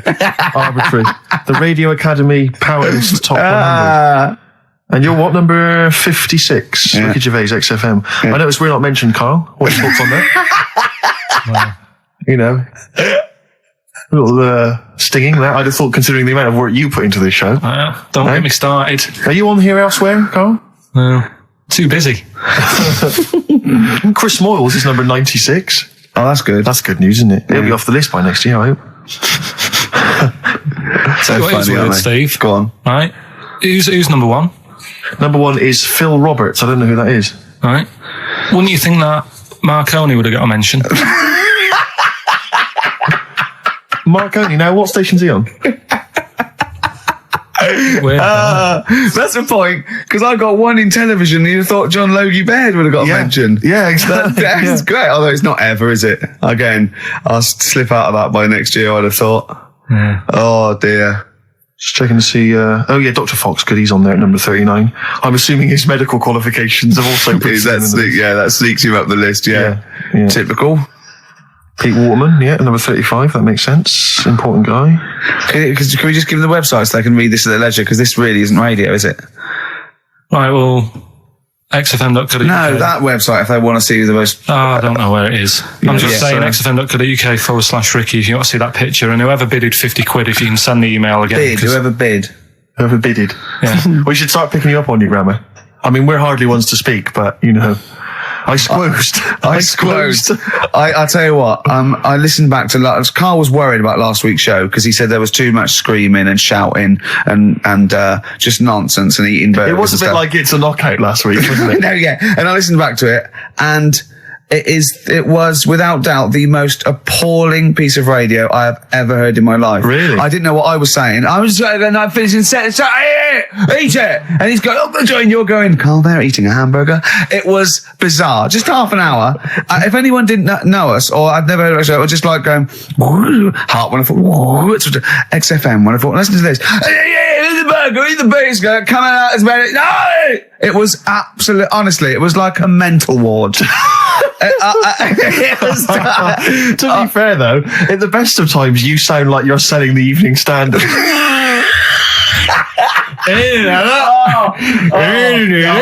Oh God! Oh, we should have the worst bits available, should we? Just the worst bits of broadcasting ever. So where I didn't finish a sentence, or I was just shouting, or a record. I mean, it was swear word slips out, and just put them all on a CD. Like like Panky put out the best of his phone calls. Exactly. Yeah. Yeah, I haven't got that. The worst radio show in the world ever. Yeah, no, that's what I call bollocks. Yeah. Oh, like, calm down. That's shit. just cheapened it. Oh, now once Sorry, play again. record. Oh, tits. Good to see those boys still rocking. That's AC/DC. Shook me all night long.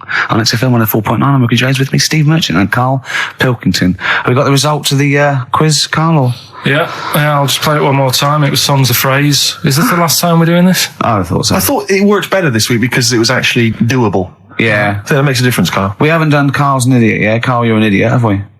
Oh, well, that's a reason to keep it.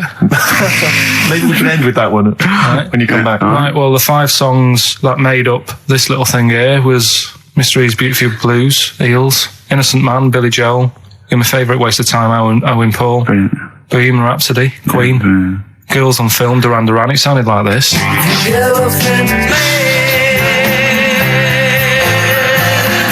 my favorite.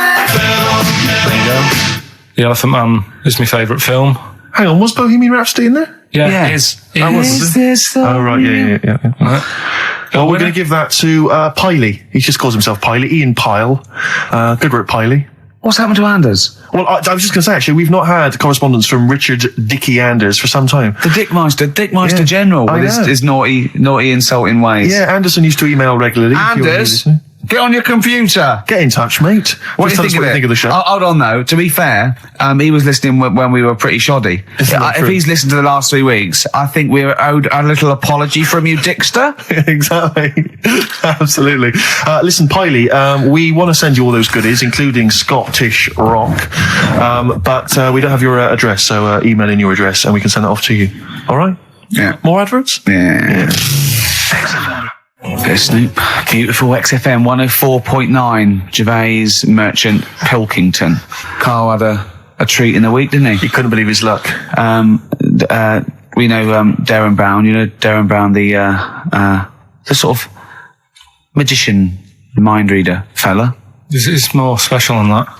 Well, called me up in town.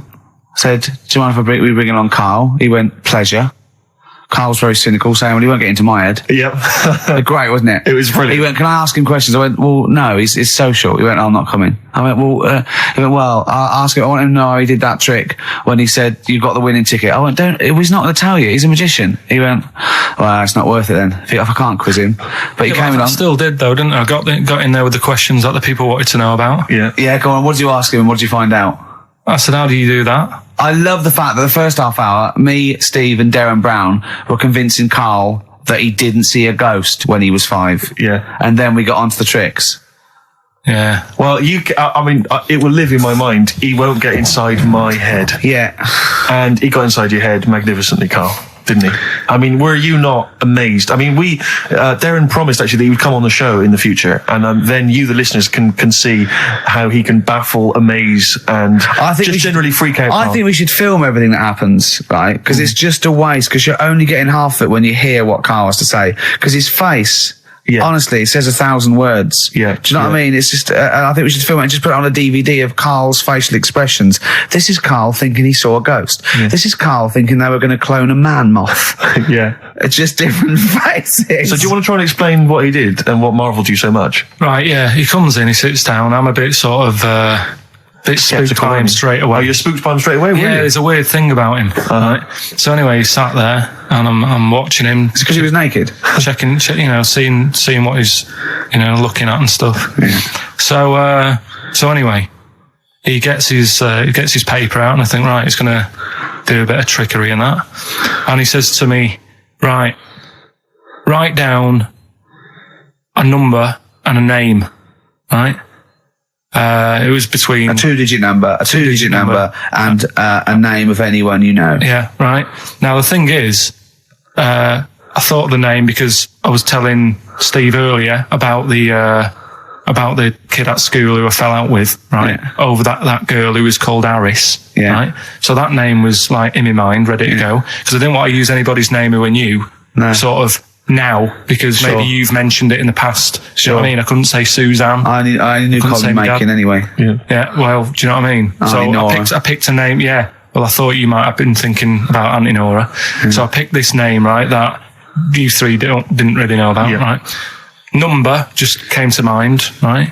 So he 42, says, right, we were never thinking of that. 42, right? He said, right, just keep saying it over and over in your head. And I'm there, and he's saying all these sort of different numbers at me, and I'm trying to throw him off a little bit. Every time he said a number that was nothing like 42, I was sort of smiling, looking a bit nervous. Yeah. Don't know if you caught that, right? I just, all I could see was you looking sort of blank. Oh, right. Staring So I was straight doing at stony that. face. He picked the wrong person when he said, let your mind go blank. You'd realise Exactly. he picked on the wrong person then. Right. So, You had to squeeze his head to get it going again. I said, Darren, if in doubt, he'll be thinking of monkeys. And Darren looked at Carl and he said, were you thinking of monkeys? He said, I tried not to and I thought of them more. right, that's true as well. Yeah. Right. So I'm there thinking of these numbers and that, and then he said, right, let's just talk about other stuff for a bit, right? So I was like, well, I'm not going to say anything. Yeah. Right, because I don't want you to catch me out.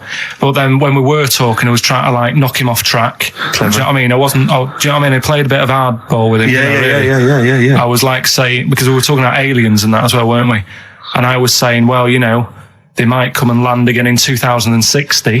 Clever. You know what I mean? Dropping in different numbers and that. And so doing all that, playing him at his own game. And I think I had him for a bit. On the ropes, right? yeah. So anyway, comes down to the time when he's telling me the name and the number. Yeah. And, well, he explained what he actually did. I mean, that was... He said, just think of a number at the end of it. And he said, oh, is it an I? And you went, it wasn't an I, but there is no, okay. And anyway, he got You got the name. Harris. Then he went and said, "Do you an extrovert?" And he wrote down these numbers. Well, he wrote down some numbers and he said that if you're an extrovert, these are the numbers you tend to choose. If you're an introvert, these are the numbers you tend to choose. And he wrote them down.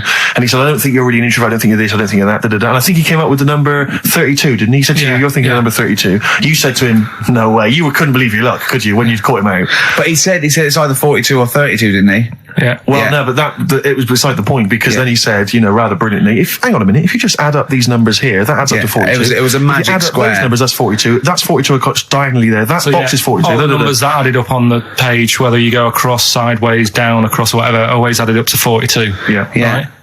Which And he's got the name Harris. which Got the name freaks Harris, you right? out. It freaked me out. I kept saying to him, how do you do it? How do you do it? And he wasn't telling me. I was talking to people at work about him, and one lad said, apparently the trick that he uses is the same thing that Hitler did. Play record. No, seriously. Apparently it's the same thing because he was saying... What? Play record. No, just let me finish because I've even ran it by other people to check if I'm right on Okay, this. so let's do play record and come back Because to the this. people in the XFM office, they're pretty wise. They're up on that stuff. No, he used it in a different way. Yeah, play record. No, hang on a minute. Let me hear it. All it is power of suggestion, apparently. And when Hitler used to do his big speeches to people. Yeah. It's supposed to be play. Come on, finish your Well, point. that's about it. Who I'm told just you that? saying. Ian Canfield. A few different people. Oh, right. The big thinkers out No, there. like in the one- XFM office. the brain boxes.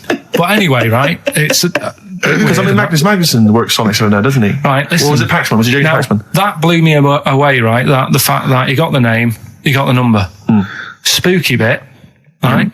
I'm walking home. I called you up a couple of times and I left a message on your phone. Yeah. Because it was just amazing. Not only was he good at magic, but his maths was brilliant. No, well, that thing adding up to 42 was like, how did he do that? I mean, we didn't even make a big deal out of He that. said that to me. He said, "Oh, Carol Vorderman's got is the maths." Yeah. Do you know what I mean? Imagine him on Countdown. Yeah. He'd even know what they were going to write down. Do you know what I mean? So a bit of a wasted talent. I should see him again about that. I think he's... He asked him, I said, "Why are you doing it on mucking around on telly?" Then he went, "Sorry?" He went, "Why are you mucking around on telly?" Yeah. And He was saying he said you could make some serious money. I think Steve went, well, he does all right. He went, nah, but if he did that with the ticket thing all day. Yeah. But didn't you say to him you should be working for the police force? I said, yeah, you should be in a police station. You could help people out. Yeah. Do you know what I mean? It's not a daft idea, is it? Not really. Right, so anyway, right, so I get home, still, I'm calling different people up walking home, I couldn't believe it. Yeah. Right, I called Suzanne up telling her about it, and she's like, slow down. She said, you're like a little kid who's just been on a fairground ride or something. Yeah. Slow down. Right, so I'm telling her, call me mum and dad up. My dad wasn't that impressed. No, of course He's not. like, well, it's all been done before. But anyway, right, so... But then he wasn't impressed with Little Donkey, was well, he? No, he's not impressed by much, is he? right, so I get in, He probably had to nip out down to the phone box. right, Do some thieving. Yeah. We've forgotten bread. No, I'm just going on the phone box. Yeah. so I get into my flat, right, and what they do in my flat where I live, they put the post in like these little pigeonholes, right, and I don't normally check them out. I leave it for Suzanne to do, right? Sure. But this time, for some weird reason, I thought, right, I'll check it, see if we've got any posts. Open it up. There's only this. A letter for Miss Harris. Yep. There it is. Bona fide in front of us. A letter addressed to a Miss Harris. Well, does she live there? No, it's my address. She doesn't live there. Did she ever? Don't know. It doesn't matter. It's weird, isn't it? But We've never had. Normally, I think there was a guy who lived there called Yaki Shoki. Mr. 42. It was definitely wasn't an Harris, right? This is the first time we've had a letter for this woman. Yes. Right. But what are you claiming? Because Darren Brown himself admits that it is not paranormal, it is not supernatural, it is a trick. It's a trick. Is it? But he would say that, wouldn't he? Hitler said that. Play a record. Well, can we open this? No! It's illegal! No, but I'm thinking if What it's if a we opened it birthday off card air? for someone's like 42nd birthday. Right. You can't open that letter. Go and put it back, or you cannot open that letter. Why not? You can't open someone else's mail because you think Darren Brown's supernatural. What if we steamed it open and then resealed it? No one would know. It's only a letter. You can't. You can, but I don't want any part of it. Carl, I think you should open it. Oh, you open I'm it. not opening it. It's against the law. You should open it Right, then. we won't open it then. They won't send you to prison. Forget it. You'll get off. Cure. Yeah. Bit of Bit of cure. cure, There's yeah, no it's cure, the no. operation. I'm looking. What? I'm tempted to open it. Well, do you want to, Steve? There you go. No, I'm not going to open it. But I think you should definitely. 6 Different Ways by The Cure from the album The Head on the Door. We've enjoyed that. The head on the door, Carl.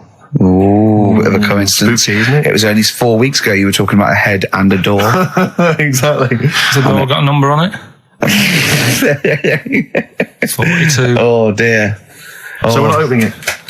No. Well, I can't open it because as the producer, right? Oh yeah, because your standing in society is such that they'd make a real example of you, Yeah. a producer of a tin pot radio show once a week.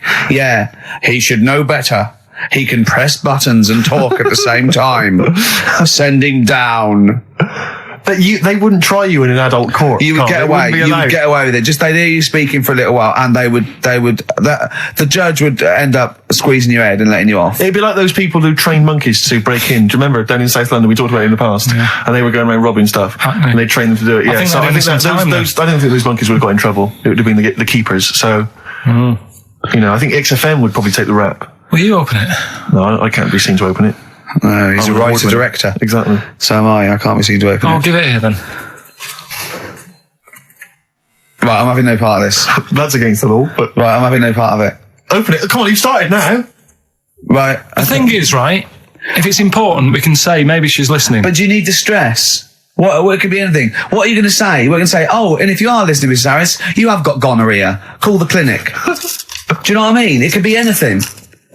Oh dear. Oh well, I think my talk did well. Well, what is it? Is the number 42 on there? What is it? Can you say? Be careful. What? Let me see what it is. What is it? Dear Sir, Madam, your periodical dental inspection is now due. Would you kindly contact the surgery to make an appointment? Harris, Mrs. Harris, if you're listening, your periodical dental inspection is now due. You might want to contact the Yeah, but dental surgeon that you normally go to. could have a faulty tooth. 42. 42. 42. I don't believe it. 42. 42. Oh my God. God, that Darren's good. isn't he? Darren Brown's good, isn't it? Oh dear. That's some blur then. Carl, is that really 7.5 years old? Blur. The Universal. Alright? On Wise XFM. words there. Yeah. Just made me think. Sure. Carl, I asked you in the week, didn't I? How old was that kid when that was out? She wasn't born. So she was about 30.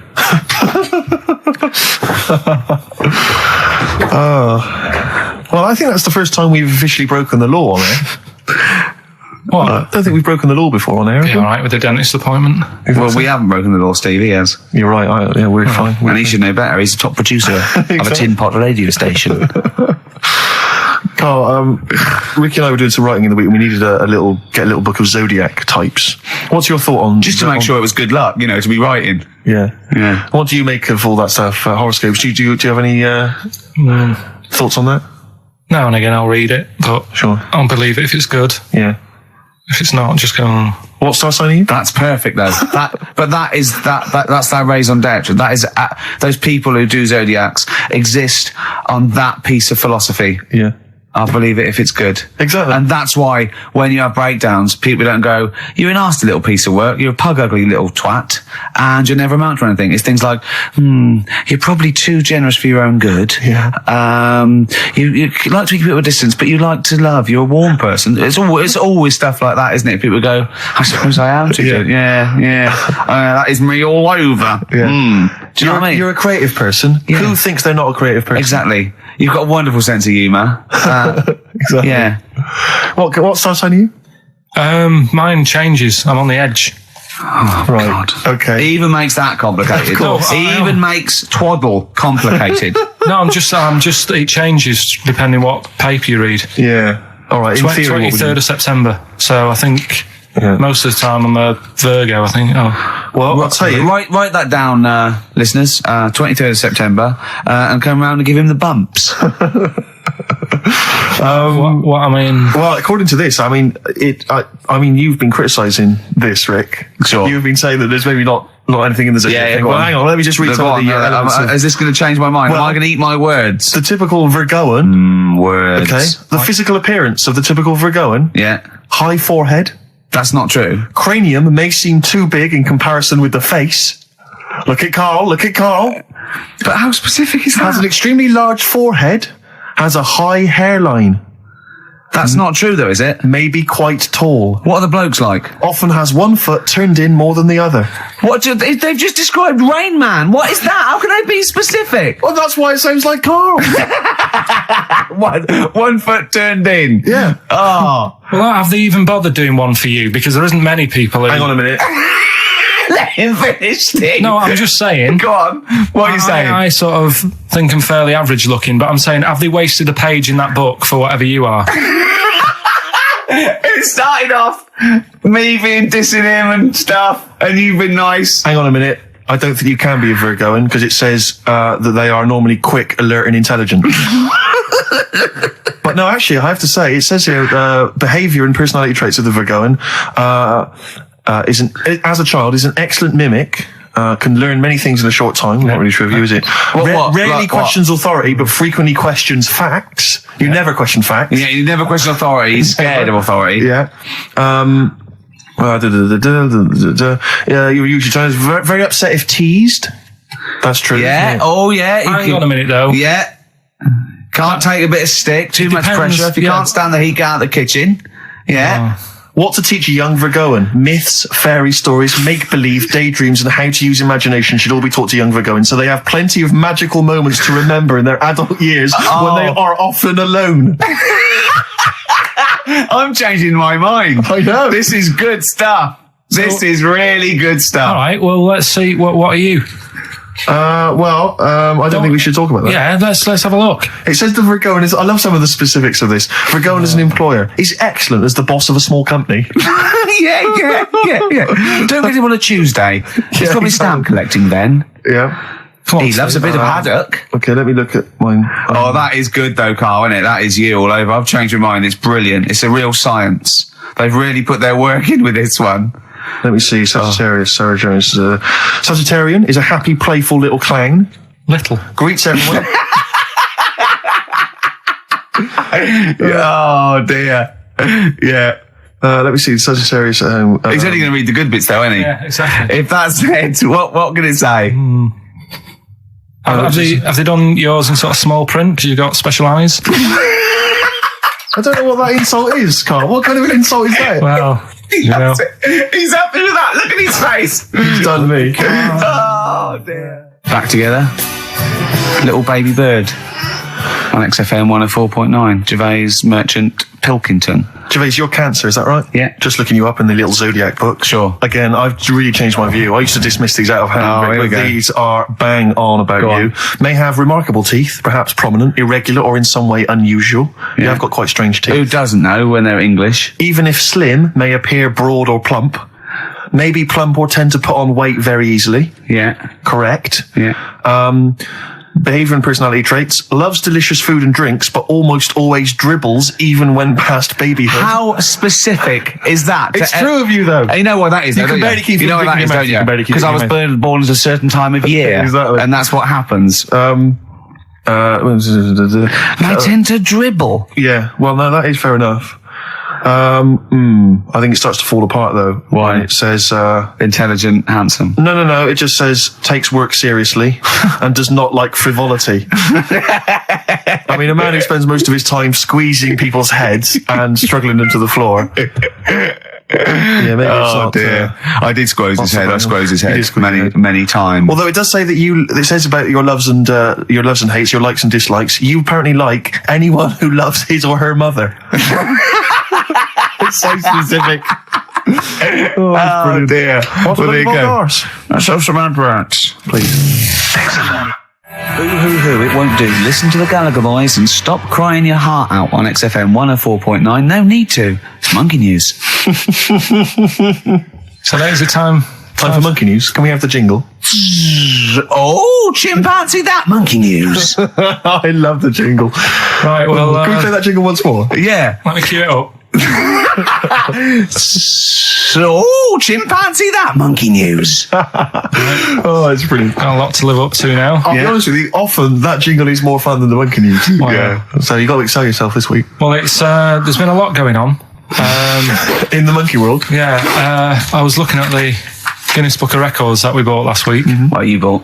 What that I bought. Is it still wet? I was cleaning the tea off it. I was having a little read through, and there was some monkey stuff in there. There was this isn't the actual story. I'm just telling you what it's like looking up monkey news all week. It's like behind the scenes. It's like the making of Monkey News, which is actually available on DVD. Exactly. It's 12 minutes unseen footage, just the making of Monkey News, which is my favourite bit in a way. If you enjoy Monkey News, see how it happens. See, from conception to It's all put together. yeah. Go on. Yeah. What's a typical Monkey News day? Well, there was some stuff about a monkey in the Guinness Book of Records. I think it had the record for asking for a cup of coffee in 23 different ways. I don't know what to say. Oh. That's good. Just to show the monkey news is getting bigger and people are covering it. Donald McIntyre, he was on BBC Yeah. on Monday. He That was on doing Channel 5, wasn't he? No, he hasn't moved over yet. This is something that he did for the BBC. Right. So that was pretty good. That was about well, it wasn't good. It was pretty sad, really. What? He was doing these things. You know, like last week we were doing Cheap as Chimps, Yeah. and someone emailed in saying, Donald McIntyre's doing Cheap as Chimps. Really? And it was about I bet he wasn't. I bet Donald McIntyre did not do a program they called didn't Cheap as use that Chimps. title, No. but you could tell where they'd got the format from. Sure. You know what I mean? Sure. And it was about gorillas and how much you can get one for. But the problem was, because they're that pricey, they were sort of... I mean, I don't even want... It's depressing, If it's actually. cool, then don't. Yeah, forget it. Yeah, it was a bit... Okay. You know, I mean, should I just say, in the making of Monkey News and Cheap as Chimps, not anyone no one's harmed. There's no monkey's harm. No. Go on. all right. Well, anyway, today's story was emailed in. So you didn't even do anything towards it. So when you say I've been working on Monkey News, what you printed that out? So is the making of monkey news you checking your email? Well, Brilliant. no, I'm always looking at different options at, how much is going on. This is what makes me laugh when he says he's really busy. Yeah. I'm doing other stuff and that. I'm doing other stuff. People are sending in monkey news. Yeah. Yeah. You get an email. Is it check from it out. Reuters? Well, listen, it's from Steve. Okay. Right? Now, what it is this monkey, right? Yeah. Don't know where it was. Mm-hmm. But there's a bit before the monkey anyway, right? Jeez. Is this, now listen. Shoot me. Right? It's a bank. There's this bank, right? Busy bank. Normal day, everything's going normal, right? Busy bank, people going in, doing what they do, seeing about mortgages and stuff. Yeah. Everything's normal, everyone's happy, right? Yeah. So anyway, it's quite busy one day. Fella comes in with a gun and a balaclava on. Up to no good. Right, I'll tell you now, Carl. If this fella turns out to be any ape or monkey related species, you're never doing this again. You're never. So just, if you want to finish it, it's at your own risk. But if this fella who robbed the bank turns out to be a chimpanzee, that's the end of monkey news. All right. Okay, let's hear the end. It's a lovely day in a lovely bank. Everyone's happy. Everything's normal. The man comes in the balaclava. Man comes in. it a man? Starts waving a gun around. Shut up, Rick. Let him finish the story. Starts waving a gun around. Yeah. Right? Up to no good. So everyone's thinking, oh, God, wish you didn't come in here. It's not going to be a good day. How tall is the man? Shut up. Let's hear it. Everything, oh, God. He's telling everyone to get down on the floor. Yep. In Everyone's what, in thinking- English? In English? Yeah. In English. So? Yeah. So everyone's panicking. Everyone's getting on the floor thinking, this is it. This is, it's all over. Yeah. Just when you think, it's all bad news. Yeah. It's all bad news. Doors swing open. Little monkey wanders in. God, it's worse. Shut up, Rick. Little monkey wanders in, right? The robber's like, what's going on here? He's telling it to get down on the floor. I don't think he was taking any notice. No, right? it was just busy asking for coffee. It runs in. I don't know if it was going to withdraw or deposit or whatever. It wanders in, right? Goes up to the robber. Where did it come from? Shut up. Will you let him finish the story and then ask questions? That's only fair. Okay. Wanders in. Runs up to the fella with the gun. Takes the gun and the bag of money off him. Everyone's like, yay, we've been saved. Then the monkey starts backing out with the gun and the money. Shut up. see you later. Sit down and I'm having this. And he does a runner with the money and the gun. No one's seen it since. You are an idiot. I mean, you have said some stupid things in your time. What are you talking about? Story that happened. No! What are you talking about? What do you mean it backed out? It came in, was it an accomplice? Was it an opportunist monkey robbery? What are you talking? Think, Carl! Think! I know it's mad. That's the idea of monkey news. We're telling people how monkeys are pretty, they're mental. They're up to no good. What do you think? They've never seen the monkey since. What, did he ever get a getaway car waiting? Did he swing his way to freedom? Where was this? There's no details. Don't talk rubbish. Well, yeah, Steve emailed it in. He's got it off the net. And the funny thing is, Can I see it? Have you got the information there? yeah, the funny thing is, it wasn't just him who sent it. I had that a couple of times. So a few people obviously read the story and said, that'll be good for monkey news. It doesn't say anymore. It doesn't say if he went off to Spain. It doesn't say, if he's on Crime Watch. Yeah. It doesn't say any of that. It's just saying that's what he did. That's the story. And that's what monkey news is about. I've heard that they're making a movie version with Phil Collins. So I look forward to that and Julie Waters. So that's this week's monkey news. If you've got any, if anything's no, happening don't bother. in your That's town. the end. No, that is the end. That's the end of monkey news. No more monkey news. This is bit of Queen. It says it here in this email, Rick. It's got to be true. Right. 7 seasons well. That's for you, Carl, because you're going on holiday. Do like to be beside 7 Seas a Ride by Queen. Rick, we've had an email from number one fan, Richard Anderson. Oh, I'm excellent. opening it. I haven't He's read it. loving it, isn't he? What does he say? Well. He likes it. He's... From Richard Anderson. It pains me to admit it, but your show is no longer appalling. Go on. Congratulations on being only slightly rubbish. Excellent. Hey, Cheers. we're winning him round. Yeah. I'll tell you what he'd love, though. I know what he's a big fan of. Well, adverts. Yeah. Nice to do that one again. Always. Metal Mickey, Suede on XFM 104.9. Wow. Nearly over with Ricky, Steve and Carl. I've done another little sketch for you, Carl, because I was excited by the fact that we raised that money. So I've done a little... Well, it's not over yet. It's like people go to the website And if they think it's worth more than 50, they can say, I'll give you 55 or something. XFM put that little one on. It's all three of us, isn't it? Well, they haven't done that yet. No, but they can put that on next week, and they can frame it for them, can't they? Well, if they have a look, xfm.co.uk/Ricky, and have a look at it if you want it. Just pay some money and...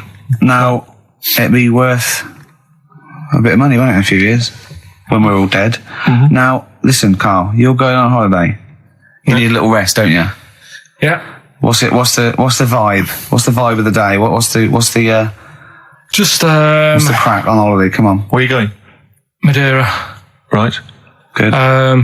It's for Suzanne's dad, right? My girlfriend's dad. He's 60, so... Yeah, that's the average age in Madeira. Taking... is it? It's good. It's quite, yeah. Well, my mate Damo went to Madeira, and he was worried about sort of terrorism on the plane, and he looked around and he thought, well, if someone gets up, someone will wrestle him to the floor, and he looked around, and he was the only one he realised could have got out of his seat quickly enough. So you'll enjoy it. It's quite quiet. It's nice. It'll be all right. I mean, it's the first time a mum and dad have been away, so... Whatever. Abroad, yeah. So Right. they're worrying about... They just don't understand the rules and stuff, so they're panicking a bit. And then in the week he called they know up... Well, that they're going to take livestock. Yeah. Well, it's getting like that. It was like... Are they filling loads of Durags with heroin as we speak? Exactly. No, but do they know about passports expiring, don't they? I mean, they're not completely stupid. They know about all that, right? Yeah. And he called up in the week. One of the questions said, what's the best thing when you're going abroad? What's the best thing to use to carry tea bags? So it was like, what are you worrying about that for? They'll sell tea bags out there. And he's like, well, we want to take our own. It's like they'll sell tea bags. Yeah. And he's worrying about that. He's saying, can I put it in a glass jar? So put it in a glass jar then. He's saying, oh, I'll bubble wrap it. So he's bubble wrapping a tea thing. It's just, I mean, it is annoying me a bit because it's meant to be a week off from you annoying me, and already he's niggling me. Yeah. But you are easily wound up. You are a very finicky little fussy person. You don't like the slightest bit of pressure. See, I thrive on pressure. I'm working here, working there. That's the way I work as well. That's always doing stuff. Monkey news. Do you know what I mean? Oh yeah, Monkey News. I got an email. Sounds I won't afraid. read it to on air. It's rubbish, but that's one feature. That's my bit done. That's all I have to do. Well, I'll tell you what. When I'm away next week, do Monkey News and see what you can find out. All right. Oh, there's a challenge. See what you can do. Yeah. I've already told them about the Guinness Book of Records one, so you can't use that. Yeah. Right. We're going to find the best monkey news ever, Carl. Wow. What was it you said to me about? Because I mean, the thing is that you don't really like people, do you? That's the truth of it. People annoy you, don't they? They wind you up. Yeah. What was it you said to me about friends? You don't. He doesn't like friends. He doesn't like. He doesn't want any more friends. He doesn't want any friends. It's because one day they'll ask me to help him change a tyre. Yeah. What was it? No, it's always hassle. Well, The tyre he sits and swings on in his back garden, he means. It's just they call up, they ask for stuff, they want favours doing. Yeah, they want a pint, they want to chat to you because they like you. I know they're a pain in the arse. I'll tell you what, Carl, you're better off without them, mate. Although to be fair, Rick, friends like you. Yeah, you're not judging them on me, are you? You're not judging all You know not all friends on are like me. him. Just they do sort of, you know. You know, some friends will never touch you around the head Oh, or I nether want to see you regions. for a week, am I? Do you get a get decent a little squeeze in squeezing? I am going to get a little squeezing. Can I come around there and squeeze you? Squeeze him in now. Should play the last Brilliant. tune. Hurry up while we go to ads and that's it, really. Is that it? We've got no Yeah. time for records. That's a shame. We'll have a quick squeeze. A quick squeeze. Well, that's like a Benny Hill slap there on the Yeah, front. all right, that's enough of that. Right. Okay. I'm not squeeze it. All right, that's it. Excellent. Will that See you do you later. for a week? Yeah. All right. See you next week. See you later. See you, Rick. Have a good holiday. All right. Chumbawamba. Well, you know what can I? Uneasy listening. Yes. I bet it was from the Chumbas. Are they still cracking on? Are they? Because I they think used to so. live in a squat. They've done about 400 albums, them and the Levellers. Yeah. Who's the best? Chumbawamba or the Levellers? So, good question. Thanks for asking that. Yeah. What's the telephone number, Claire? It's 08700 800 1234. Or you can email ricky.gervais@xfm.co.uk. Worst album titles ever. It's like real radio, It's isn't just like Chris Moyles. it? It is, isn't it? Exactly. Oh. We got the big fat guys on the telly. Yeah. You know. And I would say his as well. kind of cheeky sidekick. Am I Comedy Dave? You're almost as funny as Moyles. Fingers crossed one day. The weather episode, Snoop Dogg, Dr. Dre, Crowdhouse, I love that. Enjoyable. That works for me, Steve. Yeah, What do you it's good think? stuff. No, it was nice. Well, I she liked it. started off all right. Should we give her one more go? I think a round of applause for Claire. Yeah, no, that's brilliant. No, that's excellent, that. I love that. Rick, the phone, it's just gone. The phone, no, I tell you, the phone board had lit up there, Gervais. Really? There was a call buzzing through on call A call one. came through. A call came through on line 1, Yeah. and Sturgis missed it. Carl would never have missed that. He knows how valuable they are. I'm sorry. Yeah. That was probably someone with an amusing album title. No, I did get one, Steve. I did What was get it? one. Do you Someone want to came hear through? it? Yeah, go on. Okay, this is from Al, who says, what about this? H to H-E, who am the only one. Sorry, H To H-E, H-E. who am the only one. I don't know what it means. No. Van de Graaff generator. Oh, well, no wonder.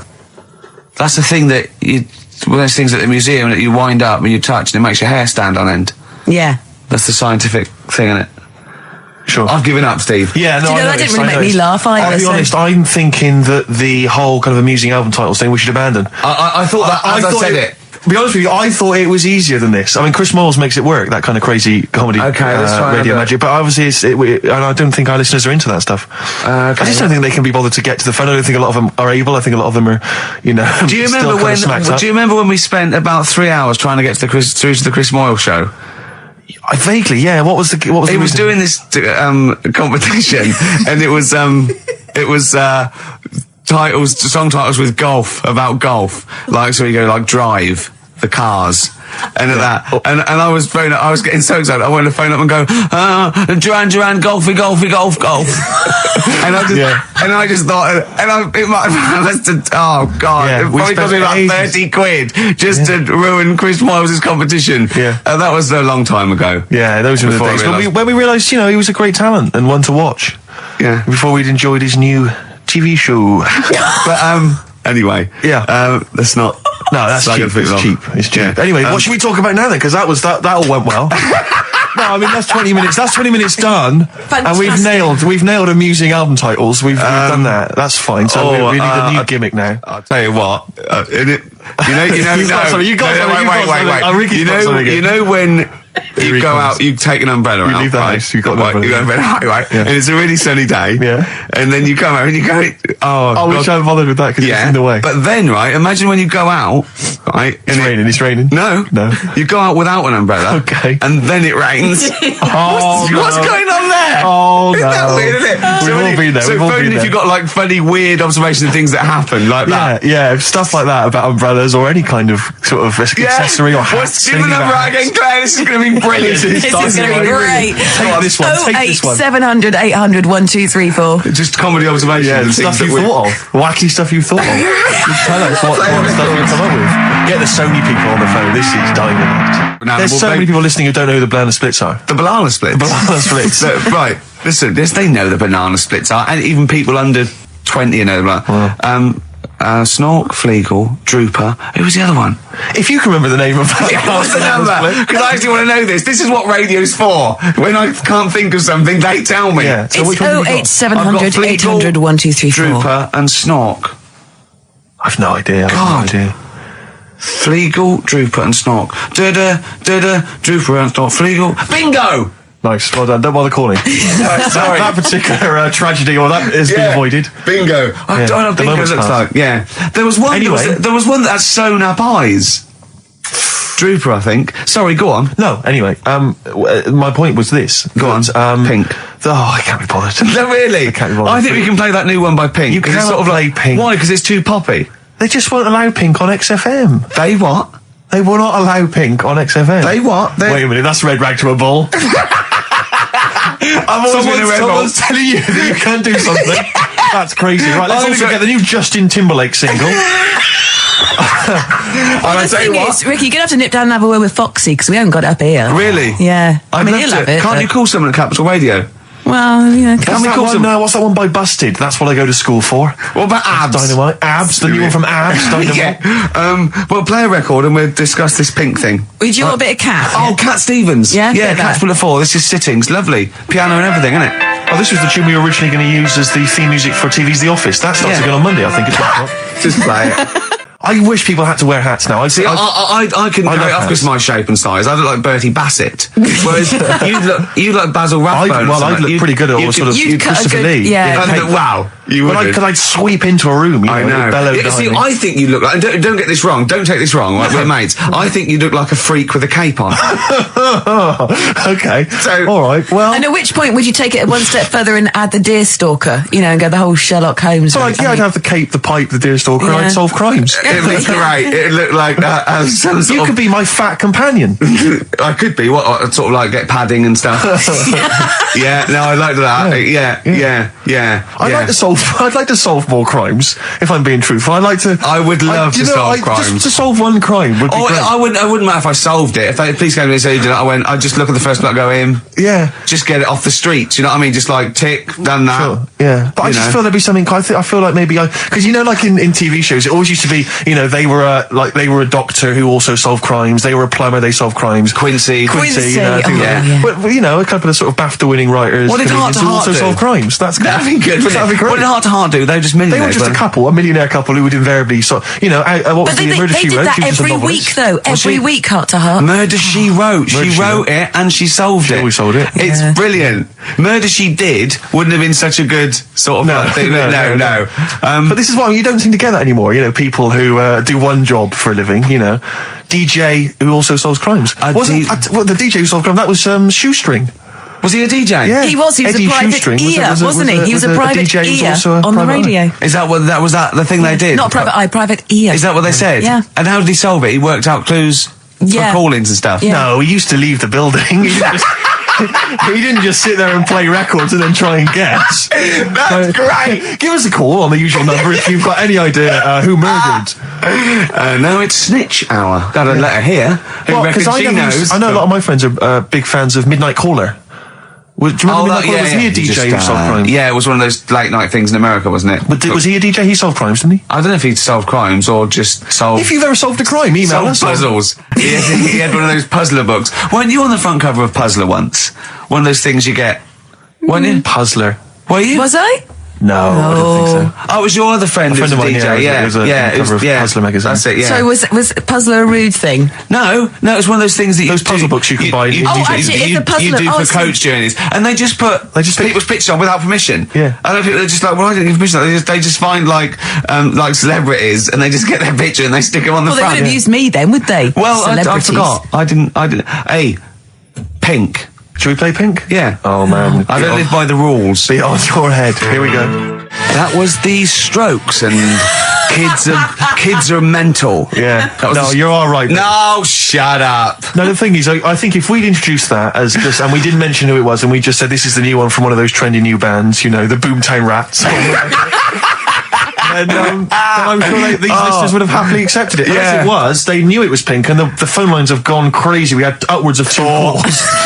So I'll tell you this, we had between 2 and 4 calls. And they've not enjoyed it. Why They've do not we enjoyed do it. this show? They've We not don't enjoyed need to do this show. Because you love us. We could be on Radio 1. Oh, man, I like we it. could be on Radio 2, probably. Yeah. I don't know. Virgin, I think, called once. Yeah. Ages Someone's ago. just emailed, they just said, Pink sounds like Run for the Sun by Bucks Fizz. I can see what they're thinking. What do they want then? Well, yes. Okay, what's the phone number don't again? you know what people are like? I never understand who phones a radio. Who tries? It took us like 2 hours to fail to get through to Chris Moyles. People will phone radio stations. Can you please play the new one by The Strokes? You just buy it, or you'll have the album. Why have you got to hear it on the radio? What difference does that make? Some guy talks at the end and the beginning of it. Yeah. Partially ruins the song. I can't understand who phones up for a request. We're really alienating our listeners Yeah. now, aren't we? Nice We're going, we don't care what you think, go and buy it. We're going to play what we want and we don't care. Yeah. I mean, we're not being particularly funny or interesting. We haven't even got that to fall back on. I'll tell you what it is, Rick. Arrogance.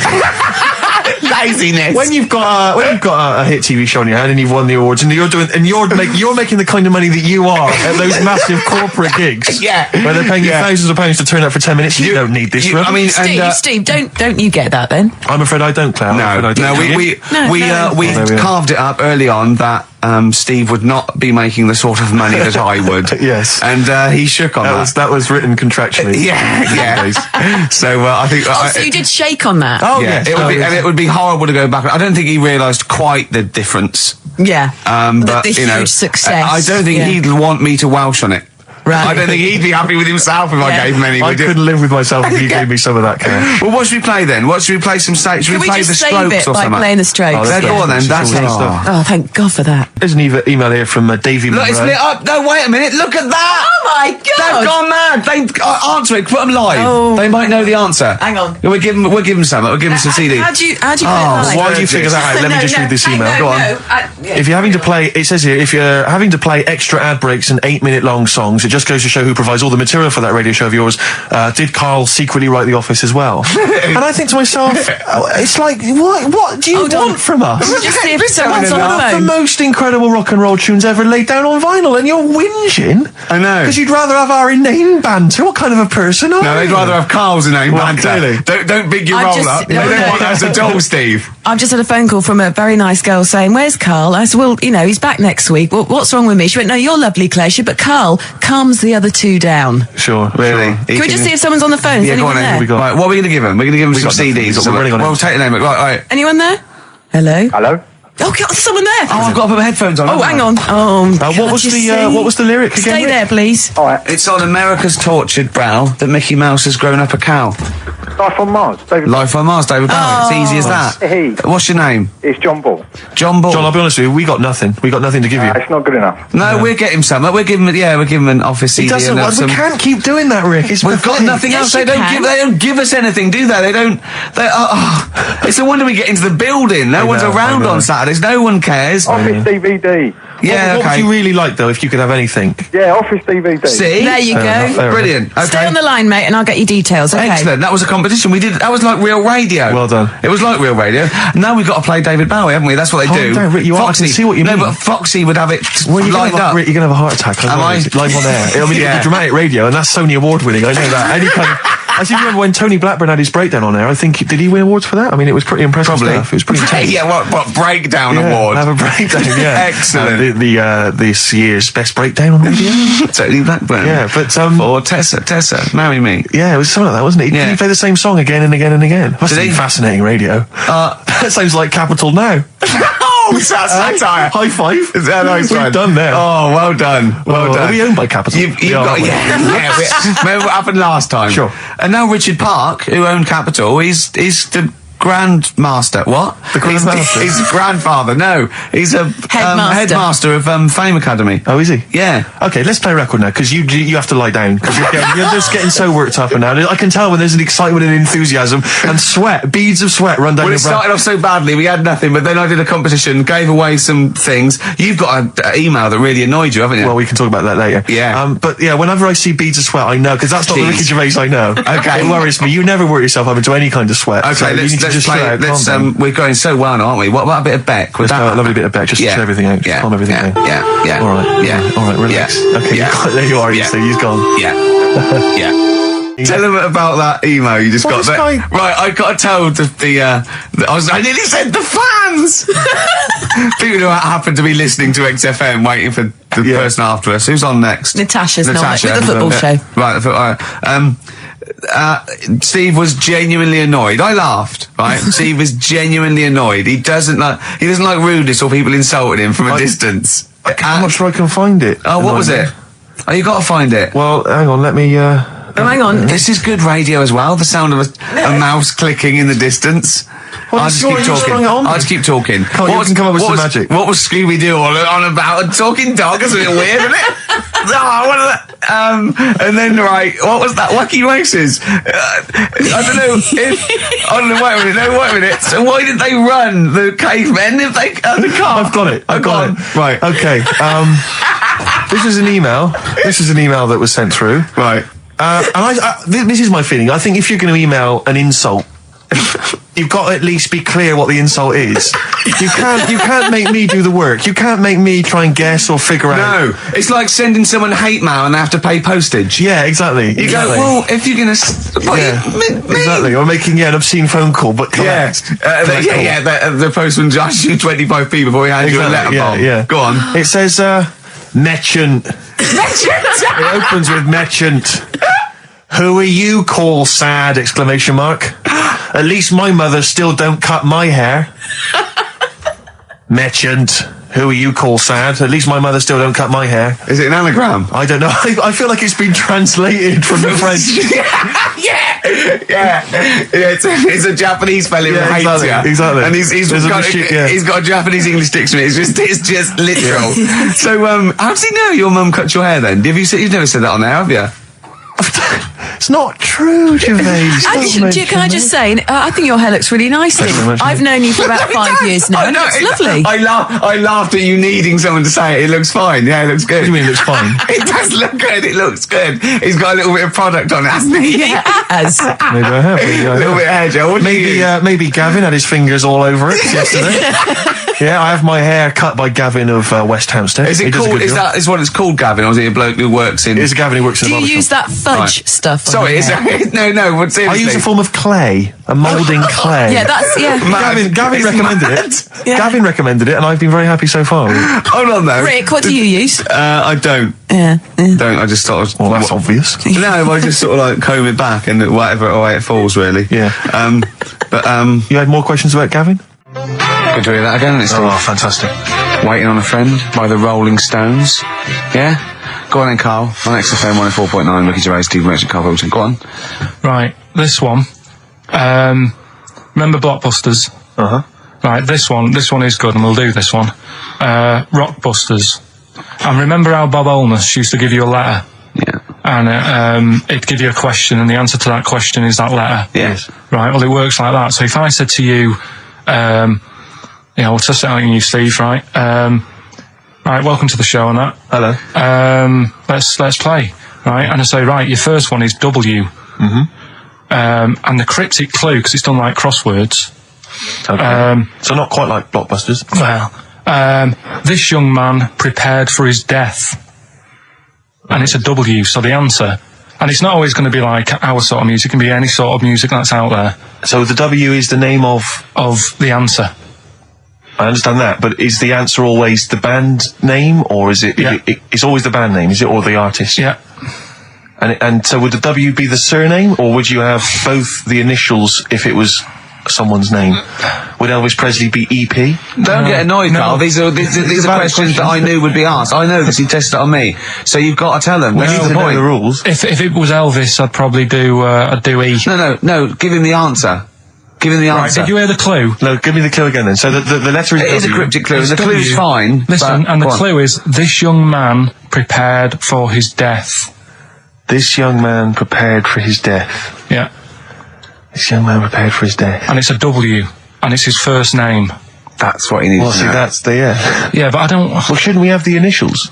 Wouldn't that make it easier? I mean, Yeah, wouldn't- but it didn't do that on Blockbusters. It just had one letter. they did. They did if it was if. The gold run they often had us for 3 or 4 Did they? letters. Yeah. But it was normally just one word. It wouldn't have been a name or something. All right, then. W. W-Y. W-Y. Will Young. Excellent. I Right, didn't so understand it. What was this the young clue? man... Prepared for this young man. So he's sort of mixed, sort of cryptic. Yeah. But, I mean, you know, it's a good effort. That's better than usual. No, it's that is better than It's not usual. bad, is it? So do you want to play? Let's play Rockbusters. Yeah, Rockbusters. How many of these have you got? No, because No, let's just clarify a couple of rules here, Carl. Let's just make sure we thought everything through, because I'm pretty certain when they get these things on TV, they at least have a go at them in the office first before they put them straight on there. I'm sure that's how it works. I'm sure Bob Holness just didn't turn up the first day, and he goes, "Don't worry, we'll wing it. It'll be fine. Bring the students in. Let's have a go." I'm sure they did a bit of preparation. So let's just check. We've got every base covered. Yeah, I've Firstly, how many questions have they got? I'll to tell get you right? what. Let's do this off air then. Should we play a great tune? Well, yeah. Well, people need to call in, don't they? Because we're doing it, aren't we? Yeah. It'll be all right. And there's good stuff. I've got CDs, right? I've got some compilation stuff and a couple of videos and that. So that's what they're playing for. Uh-huh. Call up now. 08700 800 1234. get them on the air, we'll play the game. Brilliant. Yeah? Yeah. Is that what we're doing? Bit of the Cure. Brilliant, Pulp. Good news and bad news. Bad news is we have got enough callers to play Carl's game. The good news is we don't have to pay any more adverts in this show. So, if it doesn't work, sod it. Right, who have you got on the line, Carl? Sam. Now, let's just remind ourselves, what's the game? It's Rockbusters. Okay, now calm down, Carl. I know you're a bit stressed. You've got a lot to do, but don't worry, you've just had a holiday. Throw this desk out. Let's throw it out and start again. Rick, don't get stressed. Go on then. People wouldn't think it was us if this show wasn't, half-baked and ill-formed and generally shoddy. That's what they've grown to love. Okay. All right. Sam, Hello. is it sounding alright today? It is. It's just about. Right, cheers. Sounds worse. Right, then. Yeah. Well, And so we've got Sam on the line. Who else have we got there? so we've got Tim as well, haven't we? Hi there. Alright, Tim. Tim and Sam. Right, You sound quite similar, lads. Could one of you affect an accent or something? Which one's Tim? Yeah, it's me. Okay, which one's Sam? It's Sam. That's slightly deeper, Sam, yeah. yeah. And they're not against the clock anyway, are they? So it doesn't really matter. I suppose not. So I think Steve just wanted a bit of variety. you Okay. you understand the rule, lads? Could you explain them to us? Right, play it. Okay. Hang on, wait. Well, let me explain, because, life is too short. Now, Carl's going to read out, say 3 clues, yeah? And, just shout your own name and answer it, or shout the answer. Shout your own name, then the answer if you know it, and it's the person who gets the most right. Okay. Is that alright? Yeah. So, Here we go then. okay then. So Shouldn't it be the first to 3? Well, yeah, but then he hasn't got... I've got enough, it's fine. He's got enough clues for that. Right then, here we go. Welcome to the show. Oh, God. Right, the first initials, ST, right? Is that right? ST. Well, I don't know. Oh, we don't know, do we? How do we know? Here we go, ST, and the cryptic clue is better than the average homeless person. Okay? Sorry, I think... Is that a band? Yeah. Is it an old band? Yeah. I think that's one word. Alright then, S. It's an old 70s band. Better than the average homeless person. Tim? Go on. Supertramp. Yes. Supertramp Well done. it is. Yeah. Well done, 1 point to you, No idea Tim. why that's right, by the way. You don't understand why it's right? He's a super tramp. Oh, right. Better than the average homeless person. cryptic, yeah. Yeah. Cryptic. Yeah. Okay, second one. Come on, Sam, you got it. That's actually quite good for Carl. Trust me, Tim. Take that as a good clue. Because, yeah, okay. We won't do this again. Wait, 1-0 Right, to here we Tim. go. Right. F. The letter is F. That's the next one we're moving on to. And the cryptic clue is, the little girl is hungry. What shall we do? Is that S or F? I've got it. F. Ready. Sam. Peter. Yes, 1-1. Feed her. He's pulled out of Feed her. Yeah. Feed her. Okay. Yeah. So that's 1 each. So this is the decider, isn't it? Wait a minute, ITV are on the phone. Well, you said first to 3, so no, it's not, is it? That's what I said. Just do the 3 clues and who gets the most. Okay, well, we can do that now. So, here we go. I love this. This is rubbish. Go on. So, here's the last one. The initials are AK, right? And the cryptic clue is exploding pet. Shout out your name if you know it. Last orders at the bar, please. Last orders at the bar. Exploding pet. AK. You're tuned to XFM 104.9, Karl Pilkington's quiz, Rockbusters. The format is still available. The highest bidder, please give us a call, or you can email ricky.gervais@xfm.co.uk. Is it a band or a singer?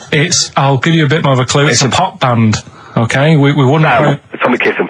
Yes. Hey. Oh, this is amazing radio. So who was that won? That was Sam who won. So it's 2-1 to Sam. So he wins. What does he win, Carl? He wins some CDs and some videos. No, he's got obviously now, Sam, if you're ready, take the spot. You're going to do the gold run. Away you go, Carl. I haven't got any more. You're a fool. Right, stay on the line. We're giving both some presents. Play a record for. Rick, I'm going to shoot off. Not come. Feeder, come back around. He's getting all stressed again. You know, we've only done an hour. I know. I'll tell you what. This You know, seems there's like another 3. hour to I go. know. I don't know what it seems like to the listeners. I'll tell you this, I'm not trying to be disrespectful, Carl, but I think maybe someone else should come in and press the buttons. Because I'm not sure you're across it. I don't think you can concentrate on talking and working at the same time. I'm not sure you can... Walking. Yeah, for you, it seems it's a Oh bit no! like... Don't say that. Look, he's gutted. No, there's a lot of gone wrong here. I say, throw this desk out and get a real one. Seriously. Well, I think there's a Fisher Price when you combine Argos that might be... Yeah, worth but getting. yeah, we got there, but we were stunned because it was second hand, this one. But this is like the Mir space station. I mean, it really is falling apart. Get a new one in. Let's not, I can't believe it. I mean, look at that. Look at the library. Look at the gaps in the library. Let's not go on about this, because this isn't good. What? Whereas that quiz was. Whereas that was good radio. You can join in and stuff. But for that. problem is, Carl, why do you rush to do it? I told you before we should practice these things. That's Although, how to be it's done. fair, Steve, I haven't got time to do anything, so at least Carl's coming up with stuff. But I don't mind, running What other through with ideas it have you while got? you're having a kip outside. Really? What other ideas have you got? Have you got any other ideas, Carl? Because we've got another hour of it. Have you got anything at all? No, I wasn't disputing. He's all smug because he's had a phone call. That was, Beck, lost calls. Go on, tell him why you're all smug. Because Adrian just called up. Yeah. After hearing the story about the Chinese kid. Yeah. And he said, yeah, that's true. He said that there was a TV programme on it. Yeah. He had a chromosome defect. Yeah. And it made him hairy. And his mum and dad used to have to shave him. That wasn't in the book. But, thinking about it, that's not a good move anyway, is it? Because they say that for women, if you get a few hairs on your top lip, don't shave it because it'll grow back thicker and faster. So They should just let him. they should have just said, well, let's see how bad it gets. But if they went in there straight away if he came out as a baby and a little bit hairy, they should have left it for a little bit. But Adrian called up and said, yeah, he was hairy, he was Yeah, all but we right. weren't disputing there was a Chinese kid born slightly hairier than the rest. We were disputing the fact that you didn't actually tell us a story. You just told us. And what we are disputing is that man was abducted by aliens for 3 days and grew a beard. Yeah. That's definitely not true. No, We don't know about chewing the fat, but it sounds quite viable. Yeah. You see, the difference is between me and Steve and you is that what we believe isn't random. Do you know what I mean? It's not random. The things that we don't believe stuff just because it's interesting. it's not every other thing we believe and every other thing we don't. Well, I think Carl believes stuff if it's interesting. Yeah, I know. Yeah. If he thinks, intriguing. Thanks. that song's got a good story. Okay. Yeah, love it, snappy. Go on. And there's loads of songs out there, isn't there, with songs that you couldn't fade out. When you hear them on the radio and that, you don't want anyone to talk over the start or the end. Yeah, Because but remember we did this one before with Killing a Georgie by Rod Stewart. Yep. And I was a bit worried that it might have been a true story because we were, joking about it. And he went, "Oh, you know that Killing a Georgie?" He went, "I think it is a true story." I went, "Why?" He went, "I listened to it again, and Rod Stewart at the beginning says this is one of my best friends."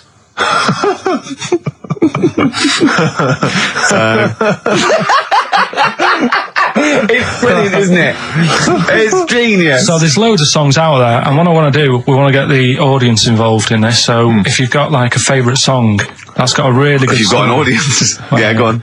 and they email in ricky.gervais@xfm.co.uk and they say what the song is now. What would examples be then? Examples, ones that jump to mind straight away for me: Elvis, In the Ghetto, Yeah, good one. brilliant. Andrew Gold, Lonely Boy. Absolutely. Don't know that one. Eminem, Stan.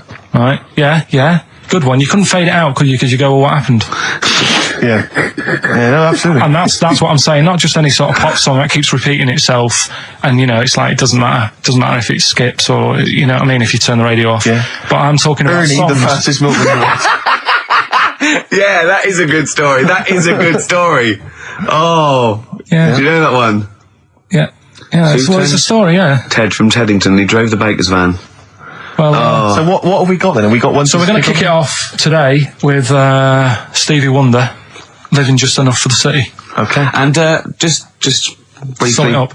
Right, Yeah. if you are nipping out, maybe you're in the car and you're about to pull up somewhere and get out. What it's all about is a lad who's growing up in like America in some rough area, right? And he's trying his best to do well and get a job and everything, but because of where he's from, he's stopping him doing that, right? It's like how I grew up on an estate in Manchester. I had to leave there and come to London to do all right for myself, right? And it's his whole family, and it's a tale of how his man works dead hard and works loads of hours, but the kids are always well dressed and cleaned. It doesn't mean just because you haven't got a good job, you let your house run down. Do you know what I mean? She's looking after it. The sister, she hasn't got new clothes, but they're always clean, and her knees are clean, I think it says in one point. Excellent. Clean knees, always important. So will we give it a listen? Let Brilliant, it's a Well, I great don't track. think Stevie can do it justice. After that explanation. Right, so I'm not sure he's I going to think top it's that. like some sort of like backing tune to try and Try and pep it up a bit. Yeah. 'Cause you have really knocked it the socks off it. brilliant. I'm looking forward to the clean knees. It's a new feature. What is it called again? The story in that song's really good. Here's Stevie Wonder. Wow. Stones, brown sugar. Steve thinks I can't tell you what this is about because it's too rude for radio. But you've done it again, haven't you? You've said another call, haven't you? Yeah, just that drugs do make you have wind, morphine especially. That's the bad one to have. And that was from a medical student, wasn't it? Yeah. Up in Leeds, so cheers for that. Haven't had any calls about the alien abduction, funnily enough. No clarification on that so No, far. no. Keep you posted though. Yeah. If When anything those calls happens, come we in. will let you know. Yeah. Yeah.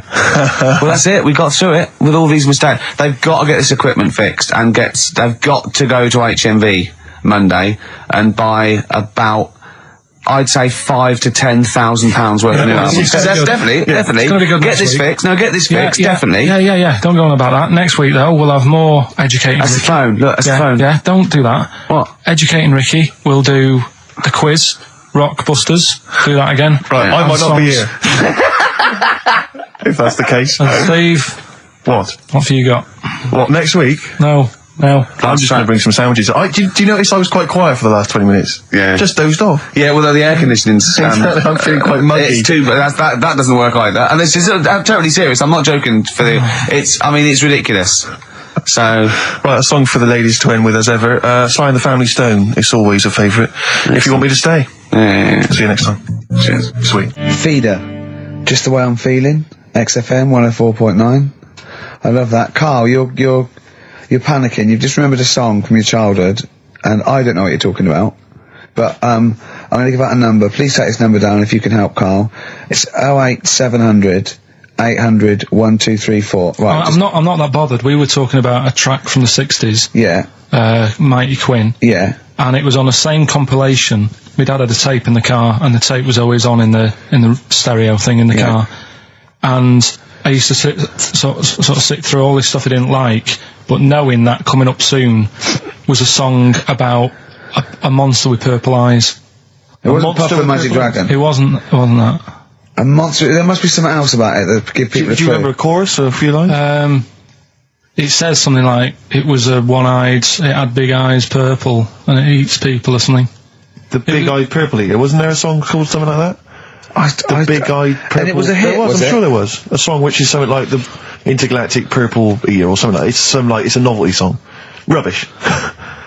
What, by the Bonzo Dog Yeah, it's that sort of thing, yeah. I'm sure Well, it if you must know be what, Carl, look, the telephones have gone mad! Yeah, well, we'll find out in a bit. I mean, I'm not that bothered, I'm not going to buy it. It's just that we were talking about songs and that. It'll be good to know who it was, but... Yeah. Right, Rockbusters. Okay, now how long, where did you get Answer the... the phone. What, do you want to just answer Well, that? answer the phone, so just answer the Yeah, phone. see what it is. Just see if someone's... Hello? Hello, mate. Alright. Yeah, that song, I don't know if it's by, or is that what you want? That's the bit I wanted, really. What's the name of the song? Well, you know how it goes, it's like, born nights on and dawn at a bit. Yeah. Oh, yeah! Sorry, I don't think you've helped much, though. You can't remember what it's called or who it's by. Well, no, I mean, I know the tune, but that's about it. But he's It done seems well, to me- Steve, yeah, he's but- done well. He's given up his spare time to call in and sing us a song. Don't diss him. Rick, I'm concerned he's just only marginally remembering it more than Carl is. It was actually in, I think it was in the Blob, no, it was in something like the Blob, actually. I think Steve McQueen was driving away and it was running in a sequence. This is so very familiar. Thanks very much, mate. See if we can get a title off someone. And XFM. Hello, yeah, I know the name of that tune. Go on. It's the Purple Eyed People Eater? Yeah, that sounds about right. And who's it by? Yeah, well, I'm just at work and, Who is it by? just came to my mind. Do you know who it's by? I don't know who it's by, mate, sorry. This is not enough information. I wouldn't phone in if I did had half ask the Lewis, information. but we asked him just what the tune was. I want someone like Paul Gambaccini to call in. He knows what chart position it got to. right. Right, Thanks very I don't much. think this is enough information. That's two people. The We thing barely is, got if any you know the information title, for we can put it in the internet, can't we, and find out who did it. Yeah. That's full of Brilliant. information. Well, thank you very much for calling in. I don't know why they bothered, frankly. Right, listen, Sorry, no, I mean, I just think if you're going to bother to call in a radio station, have the facts. Have all the facts you have. Well, he hasn't got the facts, and he runs the radio station. He doesn't run it. They keep him here like a mascot. He's like a pet, isn't he? They have him running around the office. God. Now listen, it's Rockbusters. I've got the prizes here. Rick, I'll be honest with you. I mean, we've given away some shoddy stuff in the past. This is the worst absolute collection. tat, is it? This is really scraping the bottom of the barrel, Carl. I mean, Hold on, the how phone's many going more of mad. these can we give away? If you're still phoning, hang up, because we're not going to bother anymore. We're really sorry about that. Maybe email us or something. Lonesome Day by Bruce Springsteen from his new album The Rising on XFM 104.9. Ricky Gervais, Steve Merchant, Karl Pilkington. Foreman just phoned in and said to Karl, stick up for yourself. Don't listen to that Merchant. He does my head in. He's so arrogant. I don't think I'm arrogant. I think I'm mean. Yeah. I just think I'm sort of objectionable. I don't think it's arrogance. I think it's sort of nastiness. Yeah. I'm just not a very nice person. But believe me, I'm not arrogant. I think I'm pathetic. We've had a lot of emails saying, could you bring back White Van Karl? Oh, yeah. Which is that section of the show where we ask the questions that the Sun asks Someone various else. random punters Yeah. of Karl. But sadly, recently, they've got very politicised and very kind of, basically a little bit depressing. So there's not really anything appropriate. Supergrass, Seen the Light, XFM 104.9. We're a little bit worried. We might have a technical hitch here. We've had no emails, and usually we get loads and loads. So we're worried it's us. Can someone send an email? Yeah, just a test email. Yeah, but we won't know if they have or not. They might just be ignoring us. No one might be listening, Steve, so this isn't proof. I guarantee there's at least one person who would send an email. Maybe if Dickie Anderson's listening, he could do it for us. Anders! Do Anders! us a favour for all the pleasure we've given you over the last few years. Ricky.gervais@xfm.co.uk. if Somebody you haven't heard the Rockbusters, might as well give them out. Well, let's check the emails working before we do Yeah, that. otherwise it's a complete... This whole show has been a sham and a farce and a waste of time. Well, I think they can take that as read. Well, listen, still to come, right? We've got the monkeys thing. Oh, chimpanzee that! And when I was out last Sunday, right, at Johnny's birthday party, Yeah. Steve was there. Yeah. Got talking about stuff. And a debate that we didn't really finish cropped up. It blew your mind, didn't it? Amazing. Oh, I know about this. Steve told me. This is the infinite amount of monkeys. Or a monkey with a typewriter and an infinite amount of time would eventually come up with the works of Shakespeare. Yeah. There was no debate. It's a philosophical, mathematical problem. There's no debate. It's true. It wouldn't happen. No, listen, Carl, listen. Infinity sorts it all out for you, right? An infinite amount of monkeys at a typewriter, right? They do everything. They type everything. Infinity just sorts it all out for you. There's no getting to it and they're going, oh well, let's have a look what they've done. This one's come close. Did Romeo and Juliet? It would do it all. It would type everything ever possible, conceivable. Yeah, but It's a mathematical Well, infinity. we've heard your side of the argument, Ricky. And I'll be honest with you, it's a persuasive one. But let's hear Karl, because he heard about this in a pub last week. Yeah, so what's he's your got some problem? strong What's your ideas problem with himself. it? What's your problem with it? well, first of all, right, you're saying it's a load of monkeys. It's not just one monkey. That Depends. can live forever. No, wait. It's either a chimpanzee with a typewriter with an infinite amount of time. He would eventually, by definition, mathematically, type everything ever possible. Okay, or it's an infinite amount of chimps with typewriters, and one of them will type it first time. But already, that's not right. You either need to have What do one you mean? monkey. What? You mean Let's hear his employment point. laws? He What do you mean can't- it's not right? Let's hear him out, please. Okay. If it's one monkey Yeah. with a typewriter that's got loads of ink in it and that, right? At least it knows what it's done in the past. It's not. Keep going. Crime. If you've got a load of monkeys, it's like if you have too many. What's that saying about too many chefs? Too many spoil- chimps spoil the soup.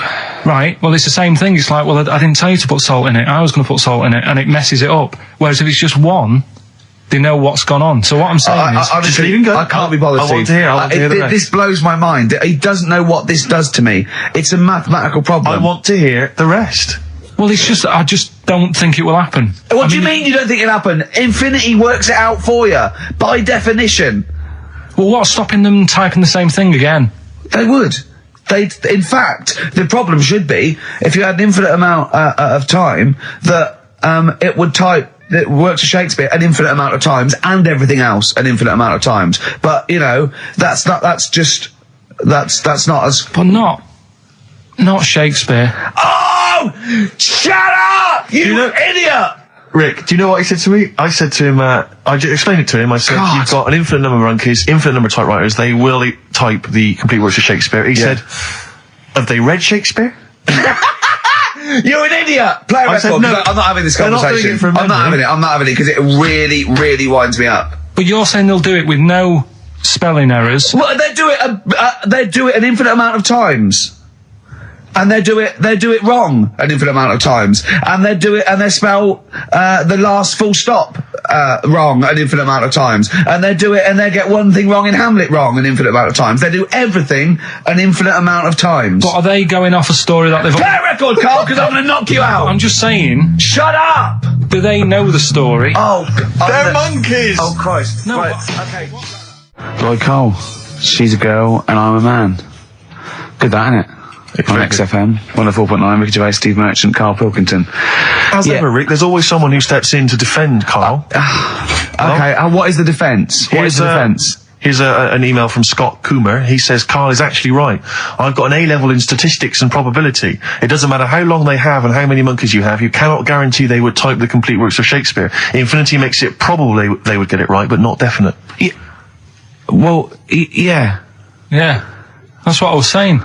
No, you weren't saying, Carl. You don't understand it. Infinity sort of sorts it out. That if they do anything, they nearly do everything, won't they? No, I mean, they'll give it a good shot. No, that's not the point. But the I'd point be is this. surprised if they did one page right. Right, listen. It's not to do with consciousness. It's not to do with them aiming.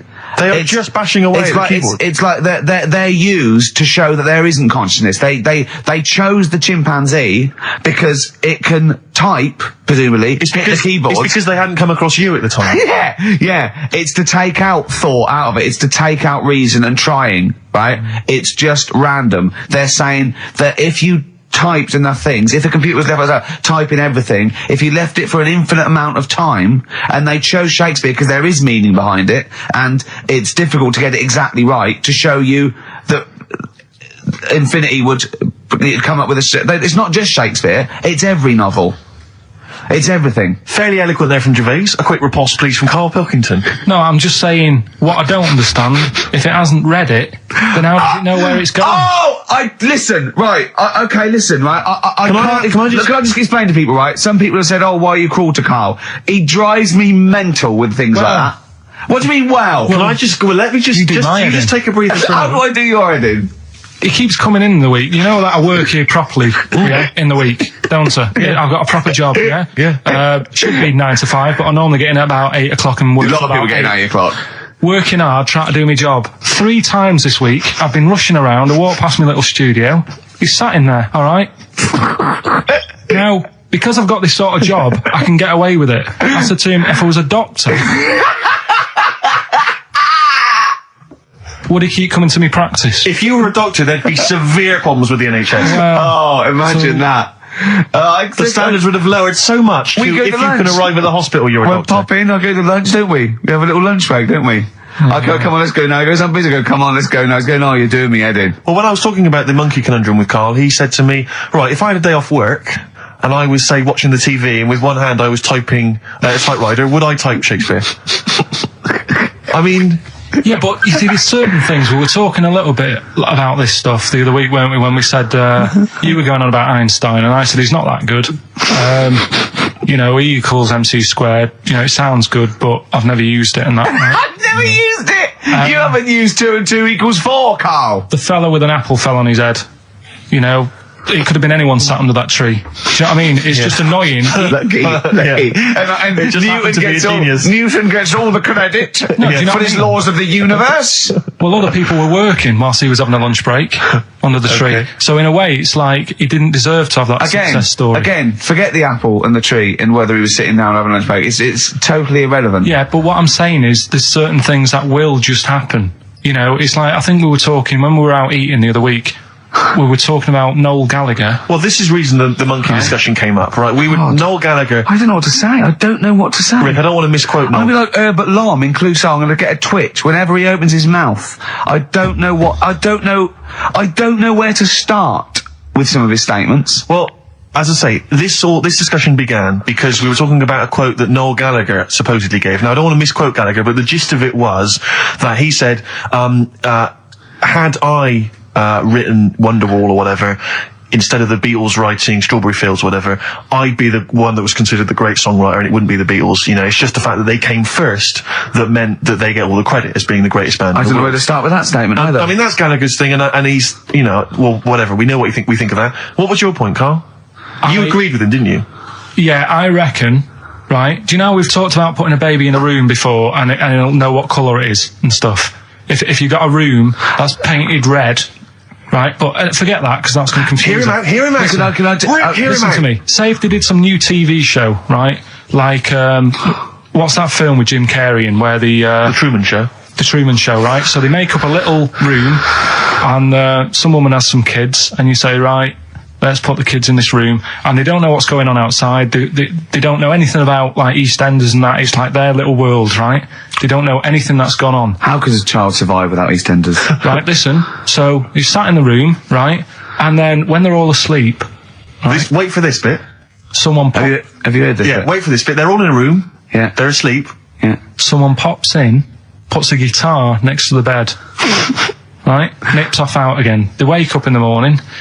And one of them goes, what's this? They don't even know it's a guitar because they've never seen one, right? They're talking English, though. Yeah. We just left guitar out of the vocabulary. Right, so... There's plenty more to come. So, one of them will pick it up, and they'll go, I don't know what it is, and they'll start strumming, they'll go, that sounds good, doesn't it? Give them a few weeks, they could come up with Hey Jude. Whereas, type in Shakespeare, a monkey that can't even spell... I see that. You can't answer it. I might come with you, Rick, if that's all right. We've got to sort out that Christmas special as well. Yeah, no, sure. All right, I'll see you later. I'm shooting off then as well. Cheers, Carl. Flaming Lips. Yoshimi battles the Pink Robots on XFM 104.9. Before the ad break, Steve Miller Band, Fly Like an Eagle. Great track. Lovely to hear that. Brilliant track. We're not scared of playing that sort of stuff, are we? Indeed. We've got some great... I think we're underestimated here. People think we're just like, you know, two guys and a buffoon in a room. But we're so much more than that. We try and put together a whole package for them, don't we? For their Saturday afternoon listening pleasure. If there was an infinite number of us three in an infinite number of studios, broadcasting for an infinite number of shows, would we ever do anything half decent? Yeah, we eventually... Would we ultimately come up with something quite good? What was that email that you were laughing at? I can't, it's too rude. What does it say? It's too nasty. Oh, God, give me the gist of it. The gist of it was that it would mean that if there was that infinite number of monkeys, eventually, besides the fact that they would type the complete works of Shakespeare, they would also type the sentence, Karl Pilkington is a genius. But the email also said it would also type Ricky Gervais is I can't say the word, but I know. Yeah. But a number of times they type it and write Karl Pilkington is a genius and Ricky Gervais is a cund. Exactly. Yeah, that would be there a lot. Come on, someone talk. I'm looking at his face, his headphones are too loud. Instead of turning them down, he's just grimacing, going, these are too loud. I don't understand it. Yeah. How have you lived this long? How did you make it to 30 without getting squashed or eating something deadly poisonous? I told you, I used to choke a lot. We've had an email from... placebo, the bitter end. We've had an email from Andrew Forrest, who has just simply entitled it, Karl Pilkington. Oh, Karl Pilkington. What do you think of that? And that's got to be your new name from now on. Oh.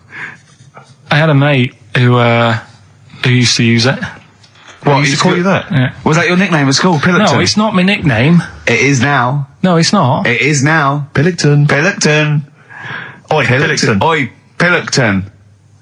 Pilkington, do my homework. Where do you live? Where do you come from? Pilkington? No, there's this lad who called Mark, right, who used to go to school with, who used to call me that. And his mum, right, was like obsessed with cleaning. And I was never allowed in their flat. He makes the place look untidy. So she used to, I don't know if it was just me or all his mates, but I used to turn up and she goes, yeah, he is in, but you know what you've got to do? And I used to have to go round the side of his flat, and he had a computer, right, which I used to play. I didn't have one at that point, but he had one. And I used to have to go around the side of the flat and stand at his bedroom window with his window open, and I'd be sort of leaning in playing the game. You are joking. I'm not, his mum- You had the weirdest upbringing I've ever heard. The things you were willing to do. It's the strangest. What is this town like? No, I stopped going once Was I there got my always own. music? Like, there's the horse in the house there. Oh, look at these two kids with big heads and webbed feet. All right, Ronnie. All right, Reggie. What was it like? She was It obsessed. is like you've grown up in a cartoon made for children. Yeah. No, his mum was really obsessed with cleaning. When Can I play it through his window? I used to, Put these Mrs. Marigolds on. Ramsbottom, can I play it through Mark's window? Aye, you know what you have to do. she used to be up till about Is 3 in that the morning. Pilkington again? What do Have you mean? washed your hands? What up till 3 in the morning? She Washing. used to be up doing the tiles in the kitchen Washing until 3 in the morning? at 3 in the morning.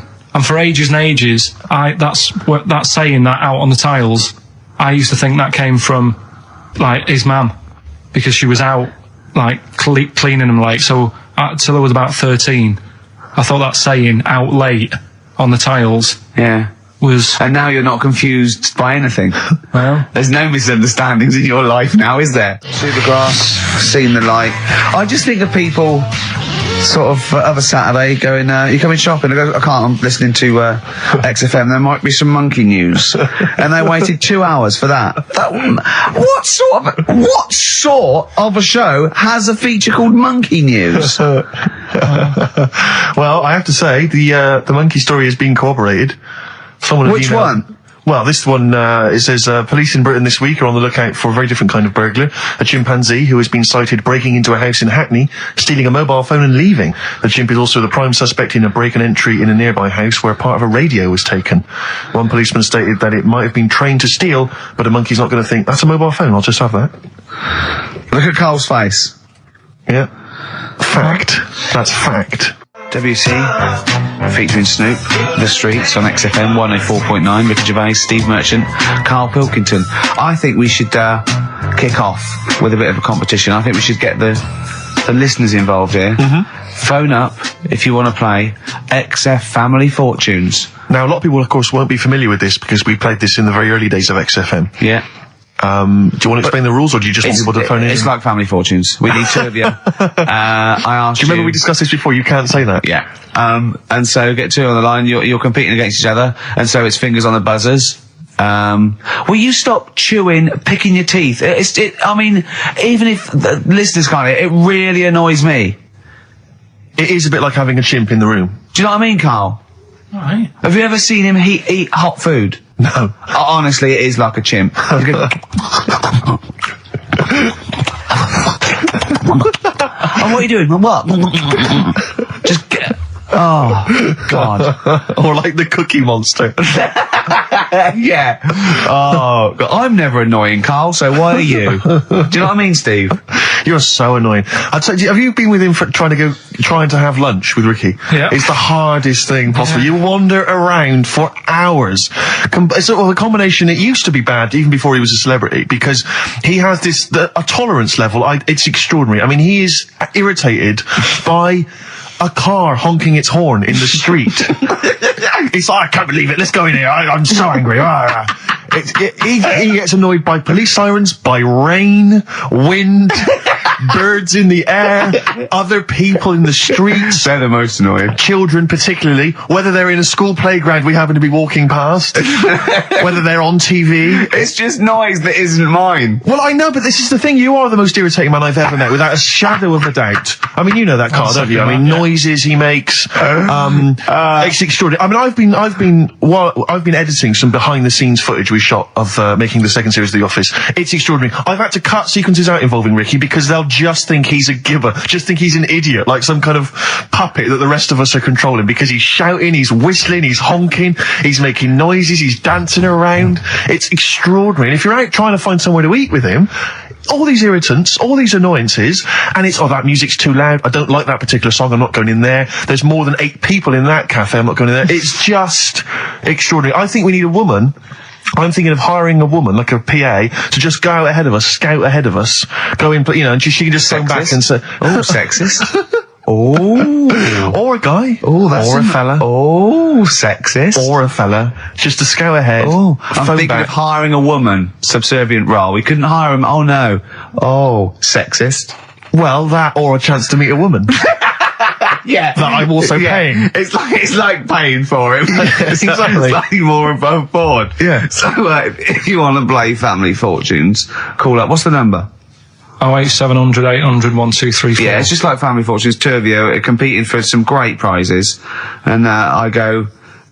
Something you know how it goes, and then you go Buzz and play it on board. It's not as high tech as Family Fortunes. Current single from Nick Cave and the Bad Seeds. That's Bring It On. Yeah, on XFM 104.9. Ricky Gervais, Steve Merchant, Karl Pilkington, and two people on the line to play XF Family Fortunes. Brilliant. Hello, Steve first. Steve. Hello. Steve first, hello, how you doing? You alright, mate? Where are you calling Yeah. from? From my pub in Barnes. You got a pub Yeah, in Barnes? yeah, Are you posh? no. Oh. I suppose you're the local landlord. Do they come in and sort of like go, good man, there's a shilling, get me some ale? They're all posh in Barnes, aren't they? Well, no, not all of them, actually. Does Nigel Havers come in your pub? Because he lives there, doesn't he? Well, none of them do, actually. I know there's lots of them about, aren't there, in Barnes, but no, not You've in banned them. You've banned them. Who's on the other line? It's Jennifer. Jennifer, hello. Hello, Where are you calling from? I'm calling from Forest Hill. Forest Hill. That's Yeah. right south, and I don't go out of WC1. Oh, you should. Do you run a pub? Do I own a pub? No. Do you drink in one? Yes. That's just good. Is this just some friendly chat there? Yeah, To get you in, The thing between the brain that you were talking about before. Oh yeah. I can't remember what it's called, but they did an experiment, and apparently the length of it determines whether you're straight or gay. Is that That's what I right? heard. Yeah. Well, so what? You could actually trim it if you fancied. It didn't go that far. Oh, well, Always. you've just interacted with Karl Pilkington. Oh my God. I treasure that. Right, here's the prizes. Okay, now, listen, don't be disappointed because, as ever, Carl has just gone through some people's drawers here at XFM and found some really quite shoddy prizes. So, you get on DVD.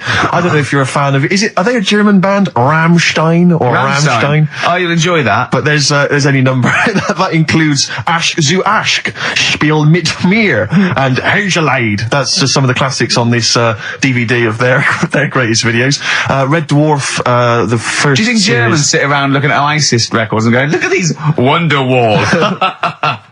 Possibly so. Wow. The very best of the Stone Roses, although I might have that. So anyway, there's also an I Love You compilation, kind of appropriate, and a tribute to the Ramones, which might be interesting. So you can get the idea, Steve and Jennifer, the stakes are pretty high.